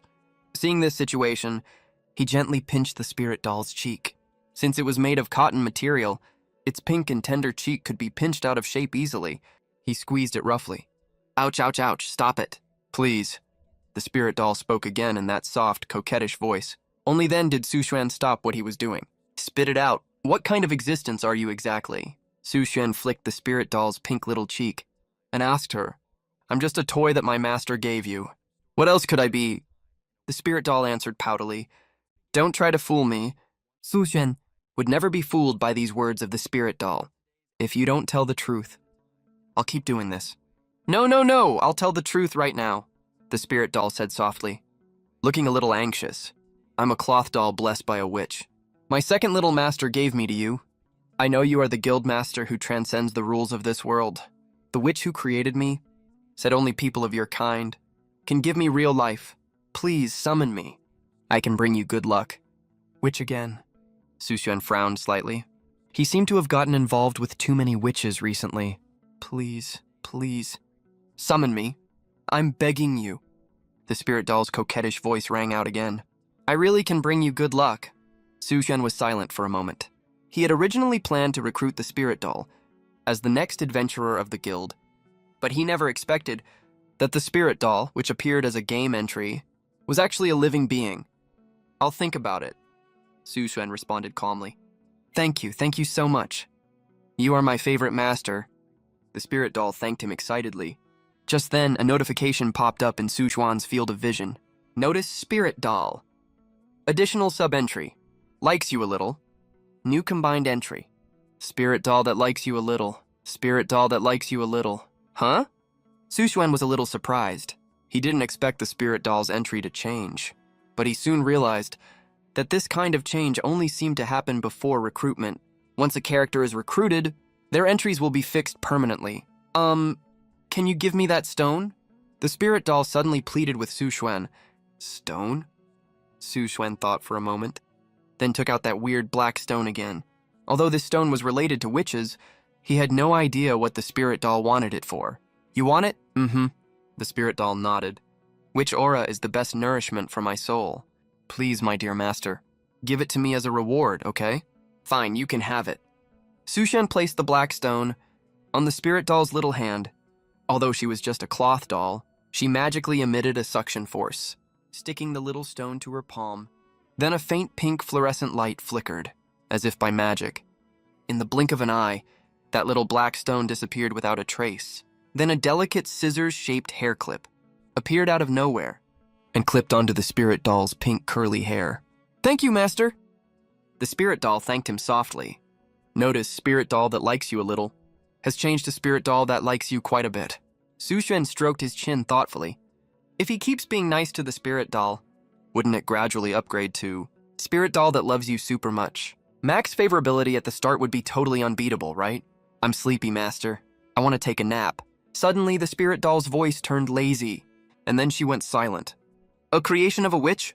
How did it end up in Emily's hands? Suxuan glanced at the spirit doll in his hand and mumbled to himself. As a white light flashed, Suxuan arrived at the church again. It was 4:30 p.m. The nuns were busy preparing dinner. Suxuan asked Yafusha curiously, "What are you preparing? It looks so grand." Yafusha explained patiently. "Today is the last day of the month. We will prepare a big dinner To thank everyone. for all their hard work this month." I see. Suxuan nodded thoughtfully. He looked around, although it wasn't exactly a feast. The dinner was still prepared with great care. On the table were all kinds of fresh flowers and fruits, grown by the nuns of the church themselves, as well as vegetables. There was also chicken donated by devout believers and other food. Mr. Suxuan, please stay for dinner at the church. Several nuns smiled and invited Suxuan. Sure, Suxuan agreed readily. Great. We hope the food we make will suit your taste, the nuns said happily. Then they went back to their busy preparation work. As an honored guest, Suxuan only needed to sit quietly and wait. Rosaline was also sitting with him. Before he knew it, it was 6 p.m. It was getting closer and closer to dinner time. Just then, Suxuan noticed that Sister Kelly's expression was turning anxious, as if something had happened. Sister Kelly, is something wrong? Suxuan walked over and asked with concern, Mr. Suxuan. Sister Kelly looked up worriedly, her chubby face full of anxiety. She explained in a soft voice. Sister Molan went out this morning, and she hasn't come back yet. I'm worried about her. Did she say where she was going? Suxuan asked. I remember it was the manor where Baron Noda lives, Sister Kelly answered. Baron Noda used to be a law enforcement knight of Silver Moon Town. Later, he was recognized by the royal family, so he went to work in the royal city. He's back in his hometown this time, and everyone knows he's here on a mission. I'll go check it out. Suxuan offered voluntarily. Great! Then we'll leave it to you, Mr. Suxuan, Sister Kelly said gratefully. Inside the Baron's manor, Noda was sitting in the garden enjoying coffee. Several photos of nuns were placed on the table in front of him. Ivsha was among them. He examined these photos carefully. His sharp eyes glinted with cold light. Who on earth is the target the princess is looking for? Noda muttered to himself in a low voice. He fell deep in thought. His mission: capture the demon hiding in the Silver Moon Town church and bring it back to the royal city. But a demon suddenly appeared in Silver Moon Town, which has been disrupting the progress of his mission. Now, after days of efforts, he has narrowed down the suspects to 5 nuns. Then Noda picked up Ivsha's photo. Her stunning, peerless beauty had made him keep an eye on every move Ivsha made, but he could never track down Ivsha's whereabouts, so he had gained nothing so far. But Noda firmly believed if there really was a demon in the church, Ivsha was most likely the demon. He had been looking for clues to confirm this guess, but he never understood why the princess had given him this mission, sent him thousands of miles away from the royal city to Silver Moon Town to capture a demon. What exactly was the princess's intention? Ivsha, Noda murmured the name softly, but he could not figure out the reason behind it. Suddenly a rustling sound was heard, which caught Noda's attention. He immediately focused and looked toward the source of the sound. He saw a demon with blood-red skin all over its body, and a ferocious face flapping its wings, slowly landing on the branch of a big tree.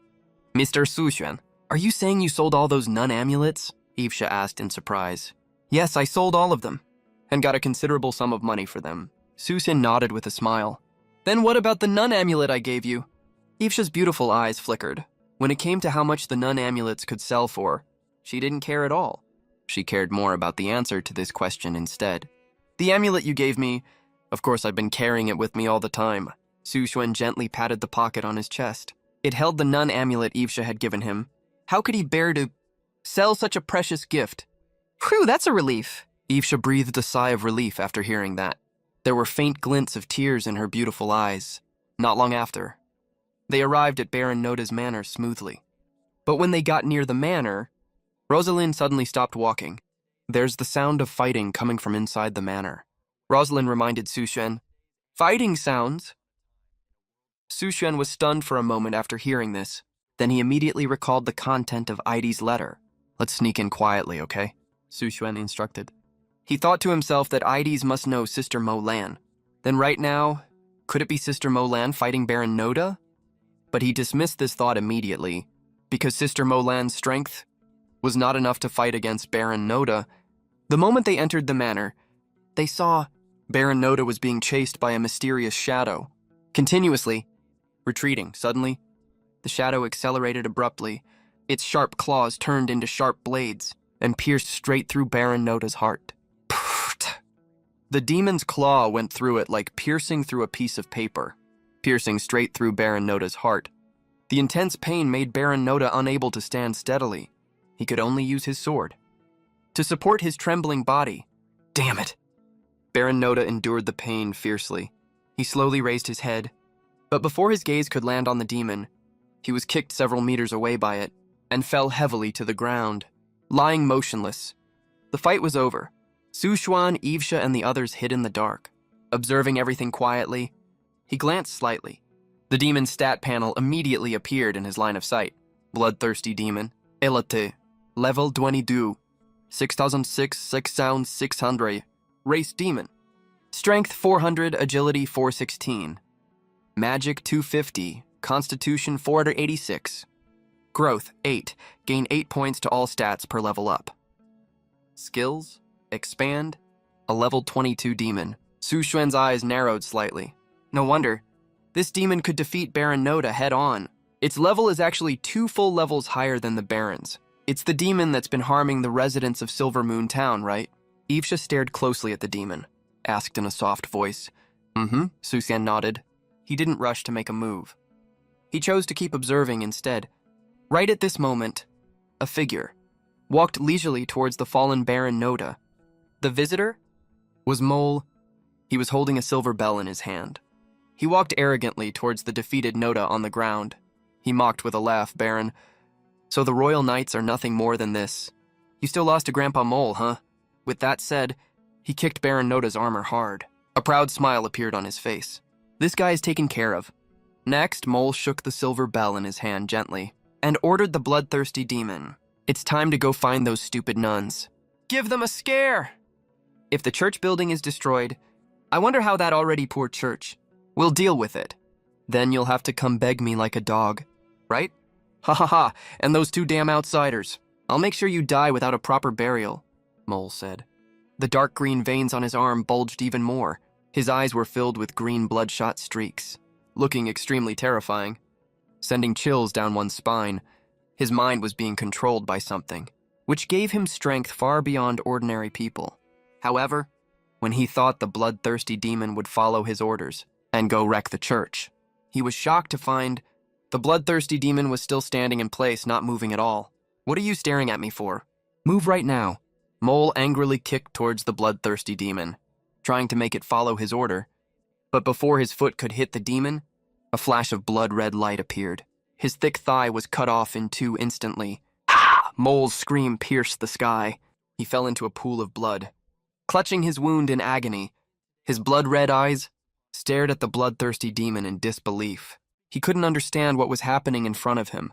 Why won't the bloodthirsty demon follow my orders anymore? Just as Mole was filled with confusion, a figure appeared beside him silently and picked up the silver bell that had fallen in the blood.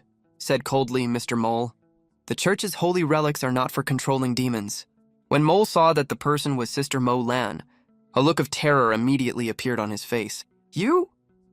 His eyes widened in shock. He stared at Sister Mo Lan in disbelief, then glanced at the silver bell in her hand. Bastard, this is all your scheme. Mole suddenly realized everything. He snarled at Sister Mo Lan in shame and anger. Scheme. I just sold you a holy relic, according to your request. That's all, Mo Lan said coldly. Then she turned her gaze to the fallen Baron Noda. She needed to make sure Baron Noda was dead. Compared to the stupid Mole, Baron Noda was the real enemy. Damned bastard, Mole roared furiously. The muscles all over his body started swelling. He had been soaked in holy water 10 times before, which had long made his physique far superior to ordinary people. But before he could take any action, Sister Mo Lan simply waved her hand lightly.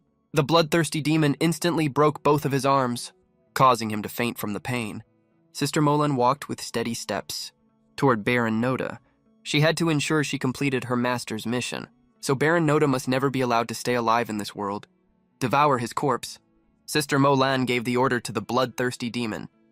The bloodthirsty demon let out a deafening roar, then pounced on Baron Noda's corpse, just as it was putting Baron Noda's body into its mouth and getting ready to devour it. Suddenly, the pierced heart of Baron Noda flashed with dazzling golden light. This sudden flash of light made Sister Mo Lan and the bloodthirsty demon unable to see what was in front of them clearly. This is the secret art of the Royal Knights. Sister Mo Lan saw this scene, and a flicker of surprise crossed her mind. Before she could take any action, golden light flashed again in Baron Noda's palm, condensing into a golden sharp sword, which directly cut off the arm of the bloodthirsty demon. Then came another sword strike, which shredded the bloodthirsty demon's wings. The bloodthirsty demon wanted to fight back, only to find in shock that its own strength, speed, and magic power were far inferior to the opponent's. Die! Came with a low shout. Baron Noda's sword instantly pierced through the bloodthirsty demon's heart, killing it completely. All this happened extremely fast. It all ended in just 5 seconds. I didn't expect it was you who were... Controlling the demon, Sister Mo Lan. Baron Noda looked at Sister Mo Lan, and a trace of anger flashed in his eyes. Sister Mo Lan looked at the scene in front of her, and her face became extremely serious. She said in a low voice, "You used the paladin's last whisper. This secret art means your life will end before dawn." Noda raised the light sword condensed from golden magic power in his hand, pointing at Sister Mo Lan. "Killing you before that is enough." Fine.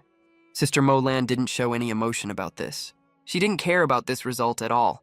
Besides, her goal had already been achieved. All of Evsha's enemies will disappear before the end of tonight. Slash! Baron Noda held the golden light sword and swung it violently at Sister Mo Lan. At this critical moment, a crescent moon suddenly flashed in the sky. Then came the sound of clashing metal. Baron Noda's sword, the moment it was about to kill Sister Mo Lan, was blocked by a force. How is this possible? Baron Noda saw clearly who was coming, and a trace of surprise crossed his face.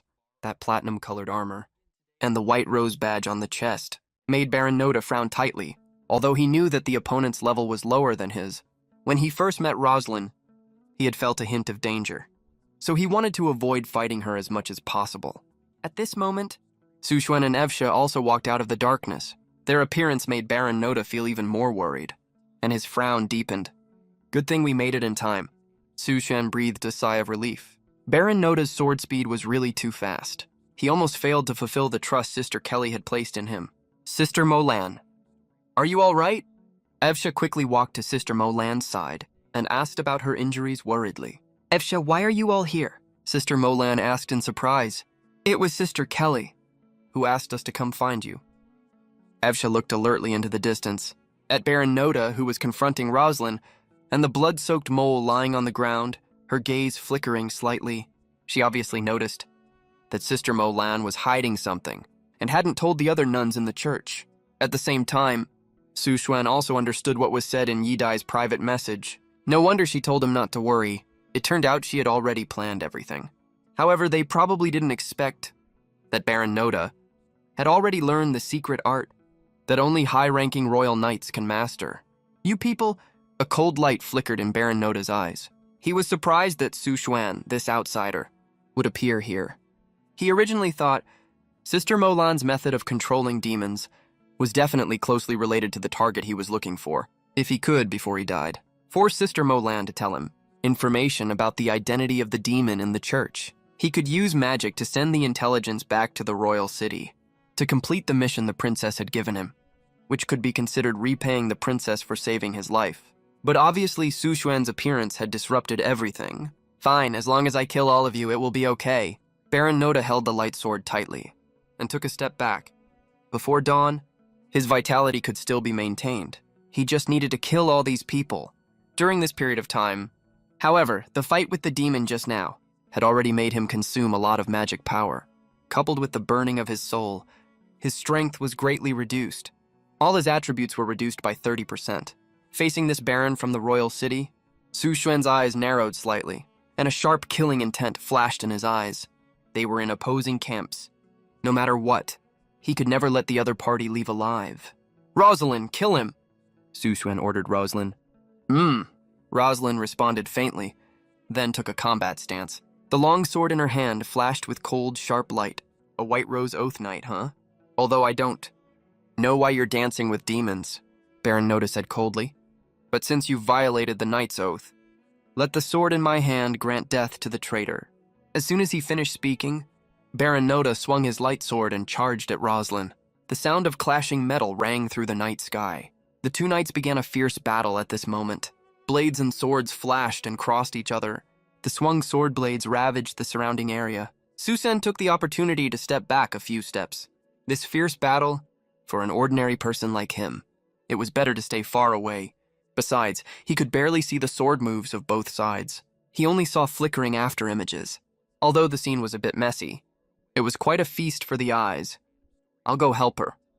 Evsha wanted to step forward to help Rosalind, but Sushuen stopped her and shook his head slightly. He couldn't let Evsha expose any information about the succubus to avoid leaving any clues for the other party, which would lead to unexpected information leaks. At the same time, he was confident in Rosalind's strength, even if Baron Noda's level was higher and his attributes were stronger. So what? He firmly believed that Rosalind would definitely win. Besides that, Sushuen's eyes narrowed slightly, and a character's attribute panel appeared in his field of vision. There were also enemies hidden in the dark. He couldn't rush to expose all his trump cards. At the same time, Sister Molan, who was standing aside, was staring at Sushuen intently. Her understanding of Sushuen was very limited.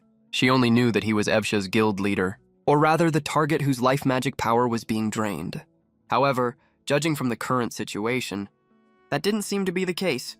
The role this man played was more like a lover or a master, and Evsha was obedient and well-behaved towards him, just like a docile cat, as far as she knew. Even guild leaders who could transcend the world's rules could hardly make adventurers be so loyal to him. What exactly did he do to Evsha? Could it be that he used some method to conquer Evsha, who is a succubus? If there was something that could make a succubus willing to submit, Sister Molan quickly cast this boring thought. Aside, she thought to herself, even the children created by the master can't get rid of the lust in the succubus bloodline. Sure enough, The only unique succubus in the world is the master. Right now, at this very moment, the duel is actually drawing to a close. Shuyu Roslyn uses her high-tier swordsmanship. The moment the Moonwater skill activates, a crescent moon appears out of thin air. The sharp sword moves are just like moonlight, pouring down towards Baron Rhoda. Oh no, Baron Rhoda is struck by a wave of terror. He retreats rapidly backward, trying to dodge Roslyn's fatal strike. Though he manages to avoid the direct hit, he still gets injured by the sword chi. One of his arms is sliced off and falls to the ground. So strong! Baron Rhoda's eyes widen in horror. He looks down at his severed right arm. He never expected Roslyn would be this powerful. Even if he were at his peak condition, he couldn't guarantee a win against her, let alone in his current disadvantaged state. Roslyn's cold, indifferent voice rings out. It's time to end this. As soon as she finishes speaking, another crescent moon rises behind her. The overwhelming pressure from the pinnacle of swordsmanship fills Baron Rhoda with deep despair. This is a gap in natural talent. He's certain that even if he mastered this sword move, he could never be like Roslyn, pulling off such an unbeatable display. The exquisite Moonwater sword moves rain down like moonlight once again. Baron Rhoda can't withstand Roslyn's swordsmanship in the end. He falls heavily into a pool of blood. You were a passable knight, but only just passable, Roslyn says coldly. After sheathing her sword back into its scabbard, she turns around and leaves. Good work, Sushen. Nods at the approaching Celine. He gives a small nod. Roslyn is as reliable as ever. Avisha also gives Roslyn a warm smile. As the strongest fighter in the guild, Roslyn has always been very dependable. Thank you so much for saving my life this time. Sister Molan expresses her gratitude to Sushuan. Though no one knows why Sister Molan got involved in this battle. I believe Sister Molan would never do anything to harm the church, Avisha says with a bright smile. She has full trust in Sister Molan. Her affirmation catches Sister Molan off guard, as if she's recalling some old memories. But compared to the church, for her, Avisha is the only thing that matters most. Meanwhile, Susan has walked over to Baron Rhoda's side. The defeated Baron Rhoda is already on his last breath, coupled with his soul gradually fading away. Death is only a matter of time for him. Demon Princess, Baron Rhoda mumbles softly. His voice is barely audible. Sushuan can't hear him clearly. he only catches the two keywords, demon and princess. Suddenly, Susan notices there is a faint glow coming from Baron Rhoda's chest. He reaches out and takes the glowing object out, and finds it is a badge. The badge belongs to a knight serving a certain princess. The badge only represents one's identity. Is this an identity badge? Susan mutters to himself in a low voice. At the same time, he learns from the badge that the person backing Baron Rhoda is a noble princess. That counts as a clue, I guess. Susuen suddenly senses something unusual around Baron Rhoda's heart. The paladin's whisper makes his heart emit its final flash of light. But when the golden light fades, he discovers there is a weird mark inside Baron Rhoda's heart. His eyes flash to probe the information of the mark. Witch's mark, a symbol of sworn loyalty. Why is there a witch's mark inside his heart? Sush and I slightly surprised. He can't figure out the reason behind it, but he knows. Idith definitely knows about this. Only this great succubus knows everything. But right now, Su Xuan looks towards a dark corner not far away and says in a cold voice, "You've been watching in the dark for so long. It's about time you showed yourself, isn't it?" "Oh, you found me this early." Right after Su Xuan finishes speaking, a middle-aged man with short, light blonde hair walks leisurely out of the darkness. At this very moment, inside a gorgeous palace, Idith is sitting upright by a jade table. Her fair, slender hand gently lifts the teacup. Her charming eyes glance at the girl sitting opposite her. She lifts her veil slightly and takes a small sip of the fragrant tea. Then she puts down the teacup and asks in a soft voice, "Your Highness Princess, what do you need me for?" Countess Idith, the most beautiful woman in the Star Kingdom, the dream woman of countless men, even the greatest king, once surrendered to your beauty and was even willing to trade the fate of the entire nation just to marry you. Your charm is truly unmatched, the girl says in praise. "You flatter me. Your Highness is also very beautiful," Idith says with an elegant smile. The girl's tone suddenly turns icy cold. "I heard no one has ever seen your real face. You always hide your beauty behind a veil. Even when you lift the veil, it is shrouded in magic. I wonder why that is. There's no special reason.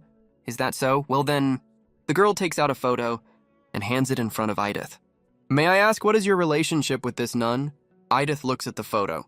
A flash of coldness crosses her eyes, because the nun in the photo is none other than Avisha, who is far away in Silvermoon Town. She lifts her head slightly and looks at the girl opposite her. The girl is smiling at her. Those pale golden pupils are shining with a dazzling golden glow. Oh, you detected me a long time ago. A man walks out from the darkness. He is wearing a black priest's robe. He wears a pair of glasses and looks like a gentleman. But Suxuan knows very well that the man standing in front of him right now is a level 22 priest of very high rank. His stats are even slightly higher than Baron Rhoda's. But Suxuan thinks to himself, this priest house seems to only know how to use holy light magic. Priest house. When this priest shows himself, Avisha and Sister Molan recognize his identity immediately. Oh, it's Avisha and Sister Molan. It's been such a long time. Priest house pushes his glasses up, then glances at the two corpses on the ground, and the unconscious Muller. A flicker of murderous intent crosses his face. He says coldly, as nuns, you shouldn't be associating with demons. What's more, you ruined the test subject. I spent so long cultivating... This makes me very angry. Test subject while everyone is confused. Priest house has already walked over to the unconscious Muller. He kicks Muller's body with his foot. After confirming that he is as good as dead, he sighs. All of it was ruined by you. It's really infuriating. Priest house's tone becomes angry. He glares fiercely at Suxuan and the others. His furious gaze looks like he wants to tear them apart and swallow them whole. A failed test subject makes you this angry. It seems the priests of the Holy Light Church don't have much tolerance, Suxuan says with a calm smile at this moment. He checked Muller's condition just now. Though he doesn't know what the church did to Muller, Muller's body would never have lasted until the experiment was completed, at most in a few more months. He would have died because he couldn't withstand that weird power. From the strain, failed test subject. That is a masterpiece I spent years of hard work creating. When Priest House hears Suxuan call his masterpiece a failed test subject, The fury makes him twist his face into an ugly smile. It seems you know nothing at all. Fine, you who associate with demons. People with dirty minds can't be that smart. Just rats in the sewer, nothing more. Priest Hawes adjusted his glasses. He pulled a blue book out of his cassock. Sister Evsha. Sister Moran. His gaze shifted to Sister Evsha and Sister Moran again.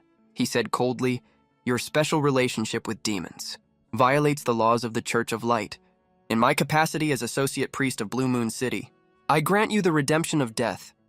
Because of your stupidity, the church in Silvermoon Town will also be inspected by the regulators, until we confirm no other nuns are associated with demons. How dare you? Sister Moran clenched her teeth lightly. A trace of worry crossed her face. As for you two, Priest Hawes' gaze turned viciously to Suxuan and Rosaline. I sentence you for raising demons, corrupting nuns, and using despicable means to murder a baron of the Star Kingdom. You deserve the death penalty. Now, as Priest Hawes spoke, the blue book in his hand began to glow dazzlingly. Begin the incantation. A golden glow lit up in the sky. A terrifying sacred aura permeated the air at this moment. Oh no, it's holy light. Judgment! Sister Moran saw this scene, and her face turned pale instantly. She immediately said to Suxuan, take Evsha with you, and get out of here right now. I'll hold him off. It's fine. Suxuan shook his head. It's not time to back down yet. Don't be a hero. Sister Moran dropped her usual cold attitude and shouted anxiously at Suxuan. This is the sacred magic the Church of Light uses to judge evil. Only priests with the blue codex can cast it. You're no match for him. She was extremely anxious. She never expected that Priest Hawes had already obtained the blue codex. Priest Hawes with the blue codex is several times stronger than Baron Noda. To fulfill her master's order, she would rather sacrifice herself to ensure Evsha gets away safely and can handle him. Yet Suxuan still looked calm and composed, as if he had never considered the possibility of failure. You? Sister Moran stared at Suxuan in disbelief. She couldn't understand why Suxuan was so confident. Evsha is in your hands. Come on, Suxuan looked at Evsha and ordered. Yes, sir? Mr. Suxuan. Evsha nodded. Then she took a few steps forward. When Priest Hawes saw Evsha step forward, he sneered. A trivial little nun like you thinks she can fight me? That's utterly ridiculous. Whatever. Priest Hawes adjusted his glasses. and flipped through the pages of the book. He said coldly, "I'll grant you redemption first, and get rid of them later." As soon as he finished speaking, the flickering holy light in the sky condensed into a giant golden sword. It was aimed at Evsha on the ground, as if it could fall at any moment. "I won't let you hurt Mr. Sushuan, or anyone else," Evsha said softly, as her demon wings slowly unfolded behind her. "So you're a demon?" When Priest Hawes saw the demon wings behind Evsha, he looked stunned. But then he immediately covered his face and let out an excited sneer. "Who would have thought? There's a demon hiding in our church, and no one knew about it. Great, just great. It looks like the church in Silvermoon Town really needs a thorough cleansing. After tomorrow, every nun in this church will be branded with the mark of a sinner. This is all your fault. For associating with demons, you won't get away with this." Evsha slowly interlaced her fingers and began to chant a spell. In an instant, an illusory figure of a nun woven from golden holy light slowly appeared in the sky, emitting a dazzling glow. A demon actually learned holy attribute magic. That's hilarious. Priest Hawes sneered and flipped through the book's pages again. He said coldly, "Under the glory of the church, die, you despicable demon." As soon as he finished speaking, several giant light swords in the sky plummeted violently towards Evsha. "Evsha!" Sister Moran watched as the giant light swords were about to hit Evsha, and her heart was racing with anxiety. Even she couldn't stop what was happening right now. She could only watch helplessly as Evsha was about to take the holy magic that is lethal to demons. "I promised my master I would protect her well." Sister Moran clutched her chest with both hands and looked anxiously at Sushuan. But when she saw Sushuan's expression, she froze suddenly. Sushuan wasn't doing anything at the moment. He was just staring intently at the battlefield. There was only one emotion in his eyes, and that was trust. Absolute trust from the bottom of his heart. This trust confused Sister Moran. But for some reason, it was Sushuan's absolute trust in Evsha that gradually calmed her down. She was no longer so anxious. She turned her gaze back to the battlefield. Right at this moment, the giant light swords crashed down. A loud boom echoed out. The golden holy light burst out, instantly centered on where Evsha stood. It spread out in all directions like waves. The terrifying aura seemed like it would destroy everything in the area, drowning everything in the holy light. "This is the end of all demons," Priest Hawes sneered, just as he was about to deal with Sushuan and the others. The holy light on the ground suddenly started spinning, forming a huge vortex. It gradually gathered towards the center. In the blink of an eye, the bright holy light completely disappeared without a trace. After the holy light faded, Evsha's figure reappeared in everyone's sight. After being hit by the holy light, she was completely unharmed. There wasn't even a single tear on her clothes. Seeing this, Sushuan smiled faintly. "Do you even know how awesome holy light immunity is? How is this possible?" She's completely fine. Priest Hawes stared at Evsha dumbfounded, appearing completely unharmed. In the middle of the holy light, a strong sense of shock rose in his heart. He couldn't imagine that a demon could resist the judgment of holy light. This completely overturns the common sense of the Church of Light. "Evsha?" Sister Moran was also deeply shocked. Evsha grew up in the church since she was little, but that doesn't mean she should be immune to holy light. She's a succubus, for heaven's sake. Even her master can't resist holy light judgment of the same level. But Evsha can. How on earth did she do that? Could it be him? Sister Moran suddenly looked at Sushuan questioningly. A trace of surprise flashed across her eyes. However, Sushuan didn't notice Sister Moran's gaze. His gaze was fixed firmly on Evsha in the distance. He ordered in a deep voice, "Finish him off quickly. It's almost dinner time at the church." "Yes, sir," Evsha responded softly. The illusory nun figure woven from holy light flickered again. This time, behind the illusory nun, several sharp light swords appeared, glowing with a blinding light. Damn it! At this moment, Priest Hawes felt an unprecedented sense of crisis. He immediately flipped through the book in his hand and chanted the spell non-stop. In an instant, golden blades appeared in the sky again and drew arcs across the sky, before finally plummeting toward Evsha's position. However, his magic still had no effect on Evsha at all. That holy light magic was even gradually taken control of by Evsha, continuously boosting the power of the corrupted radiance. How is this possible? Impossible. No way. How can a demon not fear holy light? Priest House was completely panicking now. He never would have dreamed that there exists a demon immune to holy light. He tried to run away. Back to the church in Blue Moon City, but Evsha's magic had already locked onto him tightly. Holy chains emerged out of thin air, binding his limbs tightly. Damn it! Priest House struggled with all his might, desperately, only to find his power in front of Evsha's magic seemed so trivial and insignificant. Evsha's soft yet icy voice drifted over at this moment. Any enemy who dares to hurt Mr. Sujuan must be completely eradicated. As soon as she finished speaking, the golden nun phantom in the sky waved its lightsaber and thrust fiercely at Priest House. A shrill, miserable scream instantly spread across the entire sky and earth. Priest House's body was pierced through instantly by the golden blade. Blood dyed his entire body red.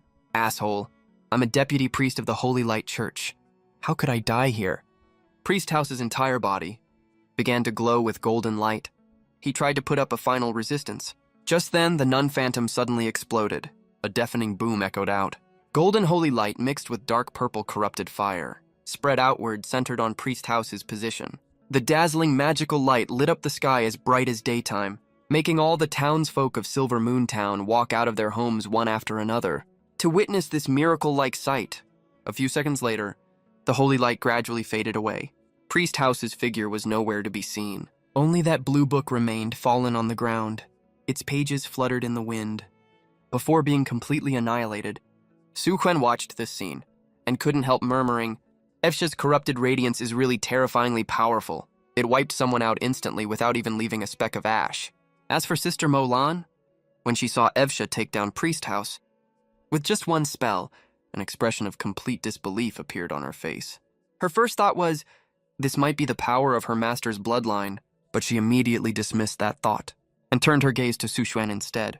She concluded in her heart, this must be the power granted by the guild leader, a power that exceeds the limits of a succubus. Just then, Evsha walked up to Sujuan and said calmly, the enemy is eliminated. Mr. Sujuan. Sujuan gently ruffled Evsha's hair. As a sign of approval. Well done, he continued. But we made such a big commotion. We have to leave right away. Got it? Oh, right. Don't forget to dispose of their bodies. Understood. After cleaning up the scene, Sujuan left the area immediately. But before leaving, he noticed the blue book lying on the ground. He bent down to pick it up and examined it carefully. Imitation, Holy Light Scripture, counterfeit of the Holy Light Church's sacred text. A type of magical artifact. Increases spell chanting speed and power, usable only by Holy Light Church professionals. Usable only by Holy Light Church professionals. After seeing this description, Sujuan couldn't help feeling confused. What's wrong, Sujuan? Sir? Evsha leaned over curiously and asked him, Evsha, what do you think of me being a priest? Sujuan asked jokingly. Priest? Evsha was stunned for a moment after hearing this. Then she broke into a bright smile. I believe Mr. Sujuan will definitely become an excellent priest. Your wisdom will let the nuns in the church personally experience the true meaning of the Lord of Holy Light, and let everyone get closer to the presence of the gods. At Evsha's praise, Sujuan felt a little embarrassed. Wait, the line about letting the nuns personally experience the true meaning of the Lord of Holy Light, why does it sound so weird? After returning to the church, Sujuan and the nuns enjoyed a hearty dinner. After dinner, Sister Kelly expressed her sincere gratitude to Sujuan. Then Sujuan discussed with her the pricing of the nun amulets. When Sister Kelly heard that each nun amulet was priced as high as 40 silver coins, she was extremely shocked, because the nun amulets sold inside the church only cost 5 silver coins each, but such a huge profit did not make Sister Kelly greedy. After some discussion, they finally decided to sell each amulet for 20 silver coins to Sujuan. This way, Sujuan doesn't need to invest anything and can get half of the profit. Actually, Sister Kelly originally wanted to sell them to Sujuan for only 10 silver coins each, to Sujuan, but this price would barely help the church's financial situation. It was almost a drop in the bucket. It could not completely solve the church's crisis, so Sujuan raised the price to 20 silver coins to meet the requirements of the mission. After all, the production cost of each nun amulet is as high as 4 silver coins. Selling them for only 10 silver coins is really too low. Sister Kelly is far too kind-hearted, but this kindness is not suitable for doing business. Of course, it is also because of her kindness that the church is so warm and welcoming now. It also nurtured the kind nuns in the church. Sushen thanked her for that. Besides that, regarding the deaths of Baron Noda and Priest House, Sister Molan said she would take care of everything. This seemed to be because of Idas's identity, which made Sister Molan feel secure. But when Sushuan asked her about it, he got no answer at all. Only one line: when someone wants to tell you, they will tell you themselves. With a flash of white light, Sushuan, Evsha, and the others successfully returned to the guild. After all this, the church's crisis was completely resolved. Evsha's hidden mission was also completed. Whew, it's finally done. Sushuan breathed a sigh of relief. He submitted the mission. Succubus nuns in the church. Mission completed. Obtained 1 free stat refresh chance. Obtained item, succubus candy. Succubus candy. In Sushuan's backpack, a pink candy appeared out of thin air. Succubus candy. Evsha's evolution material. Sushen took the succubus candy out of his backpack and examined it carefully, but found nothing special about it. Just when he was full of doubts, Evsha quietly appeared behind Sushuan, holding her cheeks with both hands, heart shapes flickering in her eyes. She said coquettishly, "Master, I want it. Master, I want it." Evsha begged Sushuan charmingly, her eyes full of desire for the succubus candy. Sushuan looked at Evsha in confusion, then looked at the candy in his hand. Is this candy like catnip? That specifically attracts succubi. He even noticed Evsha's heart-shaped tail was swinging like a branch in a strong wind at this moment. She was extremely eager for him to give her the succubus candy. Evsha, is this candy really that attractive to you, succubi? Sushuan asked Evsha curiously. At the same time, Sushuan unwrapped the candy. Inside was a small pink candy, shaped like a heart. Though I don't know why. Evsha nodded and replied, "But I deeply desire this item, just like I desire your life force, master." Sushuan was a little surprised. This might be the only other thing besides life force that attracts Evsha. As for whether it works on all succubi, he has no way of knowing that. "Open your mouth," Sushuan said softly. Evsha tilted her head upward and opened her mouth. From this posture and angle, Sushuan could clearly see the inside of Evsha's mouth. Her oral cavity was extremely clean. Her tongue was a healthy pink color. Her teeth were perfectly white and spotless, with no trace of dirt at all. Only a little stringy saliva present. Sk. He was staring way too carefully. Susen took that heart-shaped succubus candy and gently dropped it into Evsha's mouth. Then he noticed Evsha's tongue caught the candy and rolled it back and forth. Her movements were a little clumsy and unskilled. She needs a bit more practice. Why doesn't Evsha close her mouth when she eats candy? Just then, a prompt popped up in Sushuan's field of vision. Notification. You have given adventurer Evsha an advancement material. Evsha's level has increased to level 10. All attributes plus 20 bonus, bond skill unlocked. Succubus's adoration, succubus adoration. The charm you exude fills Evsha with immense joy. When you are present on the battlefield, combat power of all succubus units increases by 50%. This skill's buff effect on Evsha is doubled. Succubus adoration, a team-wide buff skill. Sushen mumbled under his breath. Looking at Evsha's newly unlocked bond skill, a faint tinge of golden excitement rose in his heart. It's another battlefield skill. It can only exert its full effect when he is present. Sushen fell deep in thought. This game seems to be encouraging guildmasters to fight on the front line themselves, to improve their gaming experience. Otherwise, a lot of buff effects can't be activated at all. Looks like I need to properly improve my own strength too. Just as his thoughts were wandering, a new notification popped up. You have obtained a new trait. Please select one of the following 3 traits. Refreshing traits. Please wait. Obsessive yandere who loves licking. The carefree Sushuan stared at the 3 new traits, lost in thought. All of them seem like useless garbage traits. He still has 11 trait refresh attempts left, which isn't a lot, but he can still refresh them anyway. Traits refreshed. Astronaut, cute busty mo girl. Can take off on the spot. For the king orator, traits refreshed. Long blonde-haired idol. Flame of desire. Flame of desire. When Sushuan saw this newly refreshed trait, he couldn't help feeling a little curious. It looks like a pretty good choice. You're the one. Susen took a deep breath and clicked confirm. He added the Flame of Desire trait to Evsha. Flame of Desire. Desire that comes from the very depths of one's heart is the most powerful driving force in the entire world.